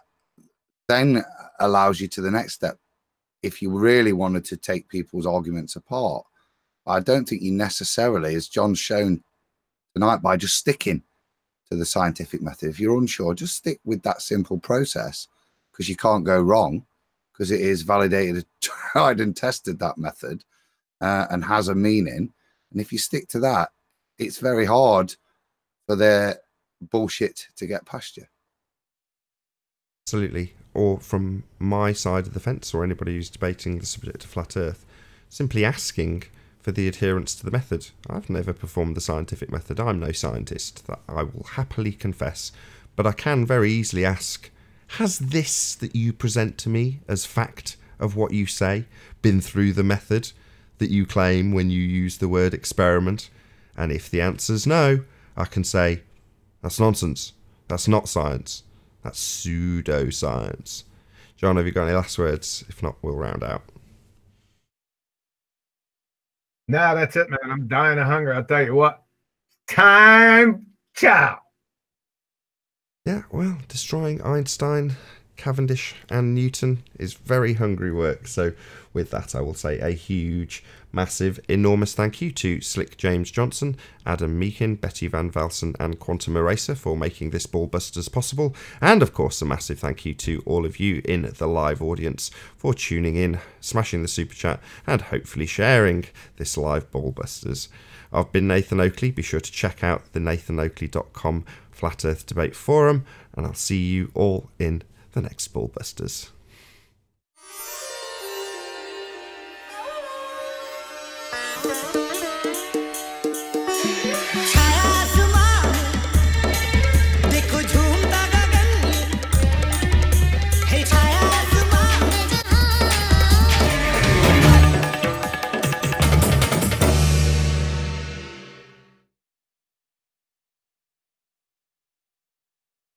Have you all vanished? No, I was just clearing my throat. You ready? I'm Turn still, out. Oh my god. just be aware, be conscious. I'm still recording, so there'll be a short after show. No swearing. So no turning out the light yet. So. Has Slick gone already? Oh, Slick disappeared. Yeah, what happened to Slick? I hurt vanished. his feelings, I guess. How did you do that? How did you do that? Yeah, I don't know. I don't know. think I said so. that he missed a couple of things, so I think that might have to do. So I apologize, Slick. I mean, no harm. But Well, he also could have just dropped from he's on a phone. Also, he could be coming back. Yeah. So I don't. think that's yeah. more likely. He's just probably run out of Yeah, battery, as opposed to taking something Well, personal. I'm quick to take the blame for any mishap there. Yeah, but Slick's got a pretty thick skin. He said so before, I think, because he's looking for these fights, wasn't he? So Yeah, he's got he's well been in into it. hostile hangouts before with well into Timmy it. Osman, I believe, and others. Fighting with people, not fighting physically, obviously, but No, mentally. with concepts and declarations. Yeah, I don't know. Hey, thanks, Adam, for showing up, man. Appreciate that. Like I said, it was my auntie's birthday, mate. So it was. I was going, come on, let's go. Ushering the kids into the car. Blow you the were candles definitely- out for crying out loud. Yeah. We had your input was definitely well received, Adam. You definitely added, and it's good when you can lead somebody and they'll expand a little bit, but not quite enough, because then you can lead them again. That's perfect. So I don't know. I appreciate that a lot. Well, guys, look, I'm happy to be wrong. I don't profess knowledge on this thing. I have an understanding and clear disproofs in my head, and that's the point I just want to get across. I don't think it's necessary for everybody to be at your guys' level of this particular subject. We're talking about you are absolutely on point and perfectly correct in everything you asserted. You couldn't have been better. Wait, I don't know what you're talking about. Yeah. It doesn't. I hate not knowing everything. Hence why John will school me. So it's they're logical conclusions from the inconsistencies, and that's the point I was trying to make. It doesn't necessarily require you to have to get to that level to have the same level of assurity in the bullshit that it is. No, like I said, all you need is an understanding of the scientific method. You don't need to know all the intricacies of quantum mechanics, entanglement, non-locality. You don't need to know that stuff. What you need to know is the scientific method. So you have scientific evidence for Einstein, eh? Okay, phenomena observed, please. Right? It's over. It's over right there. You don't need to know all that other stuff. It's that entanglement. I'm going to get dumber again here, but it's this entanglement stuff that shows that we have a transfer of information within Uh-oh, here we go. That's why I said as soon as we start getting into this, because there is no information, because information is the result of communication or reception of knowledge or intelligence. These particles ain't communicating with each other. You think photons and electrons are animate objects? This is the point I'm getting to. So then the obvious implication of a transference of information or replication of information in standard physics has to be a physical transference. Now, don't get that information out of your head. Listen, you can put two concepts. That's where I piped up on the show. It's like, what do you mean transfer? What do you mean? Right. If you take two concepts here, these two concepts, so you got entanglement over here on the right, but this is the main concept, and it's in the delayed choice quantum eraser. Space and time are meaningless. They're meaningless in this reality. So take that statement, utterly meaningless, and now look at entanglement. And you can see where the distance doesn't have anything to do with anything because it's meaningless. Time and distance is basically the same, isn't it? Almost. Yeah, these things don't travel. Like everything is in that delayed choice quantum eraser experiment, I swear to you. Everything is in there. Now, if you're a materialist, you're going to have big problems with that because it's not lining up with that worldview. And there's only two worldviews. You can be a philosophical naturalist, that's a materialist, a fundy materialist, or an idealist, right? Either nature or intelligent agency. Those are the only two choices. See, that's where it boils down to. And all these quantum physicists back in the day knew it. Friggin' Heisenberg knew it. Bohr knew it. All these guys knew it. Oh, have you got that bottom of the cup quote? Can you dig that out at a pinch? Yeah, I got it. Where is that? The first sip is atheism. Yeah, I know which one you're talking about. Yeah, hold on for a second. Yeah, you had it on Catexis'. Well, this is where you shined in the show, Betty, because you brought that to a head during the show. Yeah, it did. See. This is what it boils down to, isn't it? We've got a fundy zealot religion that forces people to be materialists. That's basically what it boils down to. Yeah, she did bring that up. I was smiling back here when she said it. Me too. Oh, no. Sorry, I can't help myself. No, it's great. That's fantastic. So here it is right here. Am I still screen? Yeah, I am. Yeah, can you see it right here? Yeah. So Werner Heisenberg, obviously, and this is taken from a German source that I got it from. It says the first gulp from the glass of natural science will turn you into an atheist. But at the bottom of the glass, God is waiting for you. See, they knew this stuff. They knew it right away. It's as plain as the nose on your face. They all knew it. They were all making comments like this.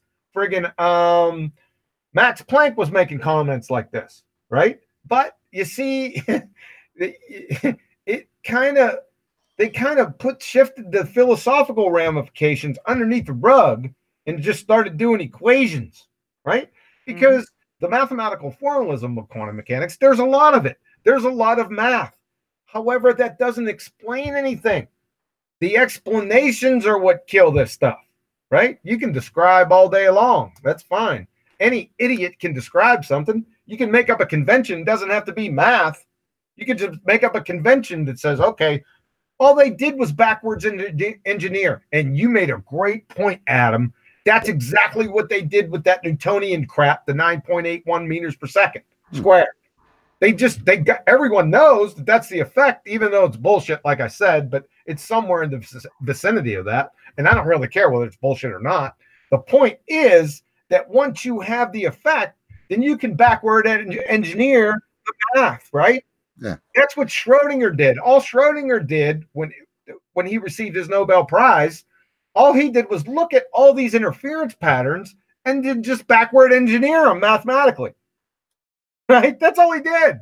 Now, it was yeoman's work. There's no doubt about that. Oh, my God, I don't think I could do it. However, that's all it is. It's backward engineering off an effect. So Yeah, and they convoluted also the term wave, right? They made a sort of a description of a wave, but it's not a physical wave. exactly, you got it, Betty. When they say wave particle duality, everyone thinks when they hear those terms, wave, you think of a physical wave. I do. I think of an ocean wave.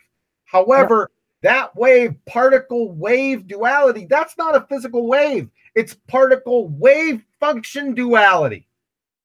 That's what it really is.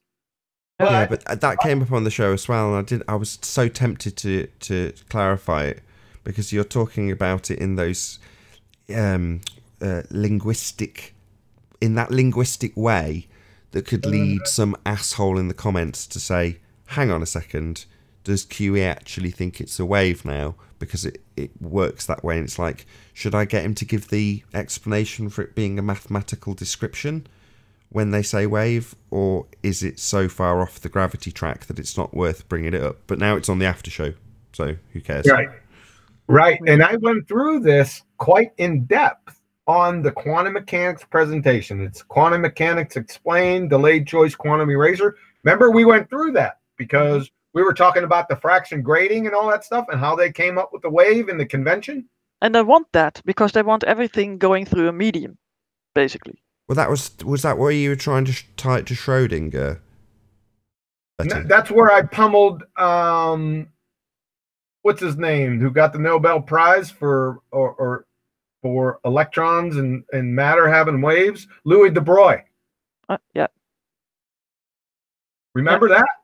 I don't remember. All they do is, they just concoct the wave and the frequency of particles just out of diffraction grading. But remember, that's just a convention.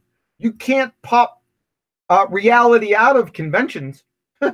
It's nonsensical, right? So that's how they played the trick. That's how everyone keeps on saying particle wave duality, but it's not a wave. It's not a physical wave. The wave is the wave function. Functions are not reality. They are mathematical constructs that you use to describe, right? Yep.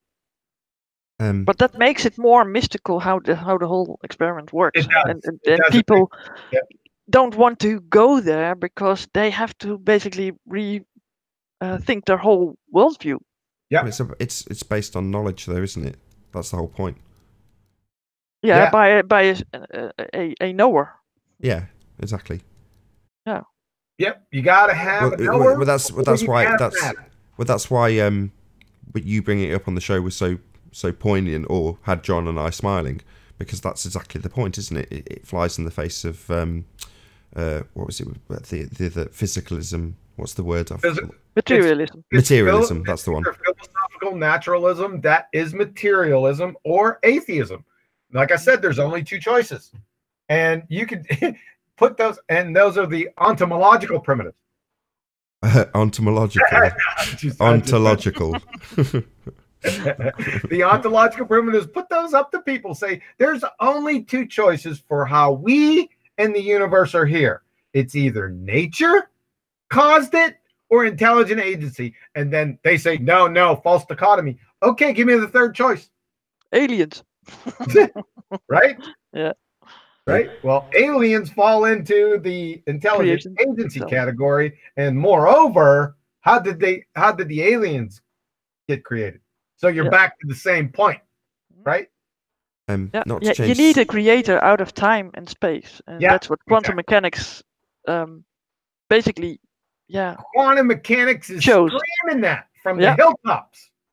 Yeah, and nobody wants to go there. They want to obfuscate, and they say, well, this means that there's how's that word, decoherence, or determinism, or decoherence. That's right. It's a physical interaction with that's the circular mother of circular arguments, because everything exists as a wave function. If you go all the way back and all the way back and all the way back, you have to come to a point where everything's existing as a wave function, right? So it's like I said, it's the circular mother of circular arguments. You have to have a knower. And like I said, in the delayed choice quantum eraser, decoherence is pummeled because there's a whole bunch of detectors and prisms and full silver mirrors and you're still getting interference. So your decoherence appeal is nonsensical. Decoherence has nothing to do with this. Can you explain for the audience maybe the decoherence, what the word means, and man, I'll tell you why they invoke it, basically? I'll tell you what. Right now, I can eat the butthole out of a dead rhino. I'm so damn hungry. My family's been knocking at the door and saying, "John, I can hear him. Come on, come on." So no. So no. Okay. Well, next time then. Well, just before you go, did you get the quote from Sheldrake that I posted in BALLBUSTERS? Yeah. In fact, I listened to that. I listened to because that was a video from a long time ago, and I listened to it. So I've heard the name Rupert Sheldrake. Who is he? No idea, but it doesn't matter. Yeah, I've seen a show of his. He basically did something on TED Talk maybe or something else and he talks about that everything is science changes basically, and how can that be? And it was a real good thing that he did there. And but he's more, I think, of a philosopher. I think, but right, not a real scientist. That's not. But I'd have to look at. But he said some good things with. He knew. You know, I heard hypothesis come out of his mouth. Whenever I hear somebody say hypothesis, well, they at least have some semblance of a clue. Well, can I play you the quote and then I'll round out the after show? And round out, please. I'll just do a quick sound check. Just tell me if you can hear it. The ball. Gotcha. Yes. You can hear that, yeah? Yes. Okay, I'll pop you guys on mute just so for the recording it's nice and clean. Gravity pulls us to the center. Oh, I get it. Why would I listen to you, Neil? We should be listening to scientists who are actually willing to admit what has happened, like Rupert Sheldrake. The science delusion is the belief that science already understands the nature of reality in principle, leaving only the details to be filled in. This is a very widespread belief in our society. It's the kind of belief system of people who say, I don't believe in God, I believe in science. It's a belief system which has now been spread to the entire world. Sorry, it's actually this bit that I actually wanted you to listen to. So it's from here. So this is the bit I stuck in BALLBUSTERS as a quote. But there's a conflict in the heart of science between science as a method of inquiry based on reason, evidence, hypothesis, and collective investigation, and science as a belief system or a worldview. And unfortunately, the worldview aspect of science has come to inhibit and constrict the free inquiry, which is the very lifeblood of the scientific endeavor. Yeah, it's very good. Yeah, I liked it. I like what he said there. He's correct. He's got a lot of good stuff, guys. If you've not heard him, he's got his own YouTube channel with all his work on the TED Talk one is a really good. The science delusion. Summary. Yeah, science delusion. Particularly the bit you'll like on the speed of light, where he attacks it as a constant and talks about when it was redefined as a constant. All the constants, basically. Yeah. Based on circular logic in '68 or something. So he's really good, and he's not necessarily as aggressive as you are direct to the point, but he certainly raises the contradictions. Someone who's been around a long time, mate, and is quite an exponent of what Nathan's said there, which is the distinction between science, the method, and science, the religion that the masses are being. Right there. Yeah, I heard a couple of reification fallacies that he said. I'm sorry. Sure. I'm just tuned into that, but yeah, and there's an equivocation fallacy in there, right? Because he used science in one way and then science in another, right? So that just breeds more confusion. Admittedly. Yeah, true. I mean, the bit that I picked out was as a method of inquiry based on reason, evidence, hypothesis, and collective investigation. Well, I read that to mean an adherence of the scientific method. Yes, correct. That was really good. I like the way he put that. Yeah. So that was the main bit. I mean, yeah, I played a bit too much of it, but yeah, that was the essence of what I wanted to point out, because, you know, hypothesis-driven experimentation is the essence of science, and in essence, that's what he's saying, based on reason, evidence, hypothesis, and collective investigation. Right. Hey, listen, ladies and gentlemen, I'm going to have to go. Adam, Make sure, I want you to watch that quantum mechanics presentation I did on Nathan's channel. Okay. Yeah.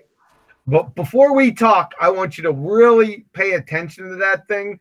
So when we talk, we know we can get past a lot of, it'll limit confusion. Yeah. I shall swat up. So and decoherence is in there too, right? Yes. Yeah, exactly. So listen, hey, great show, Nathan. We'll figure out what we're going to do next week. And I got to go. Okay. No worries. With that, I will say a huge, massive, enormous thank you to all of the audience in the Nathan Oakley premiering stream for tuning in, sharing, hopefully super chatting, and smashing the subscribe button if you've not done so already. Another massive thank you to Quantum Eraser, Betty Van Velsen, Adam Meakin, and Slick James Johnson for making this Ballbusters possible. Be sure to check out the nathanoakley.com Flat Earth Debate Forum. I've been Nathan Oakley, and I'll see you all in the next Ballbusters.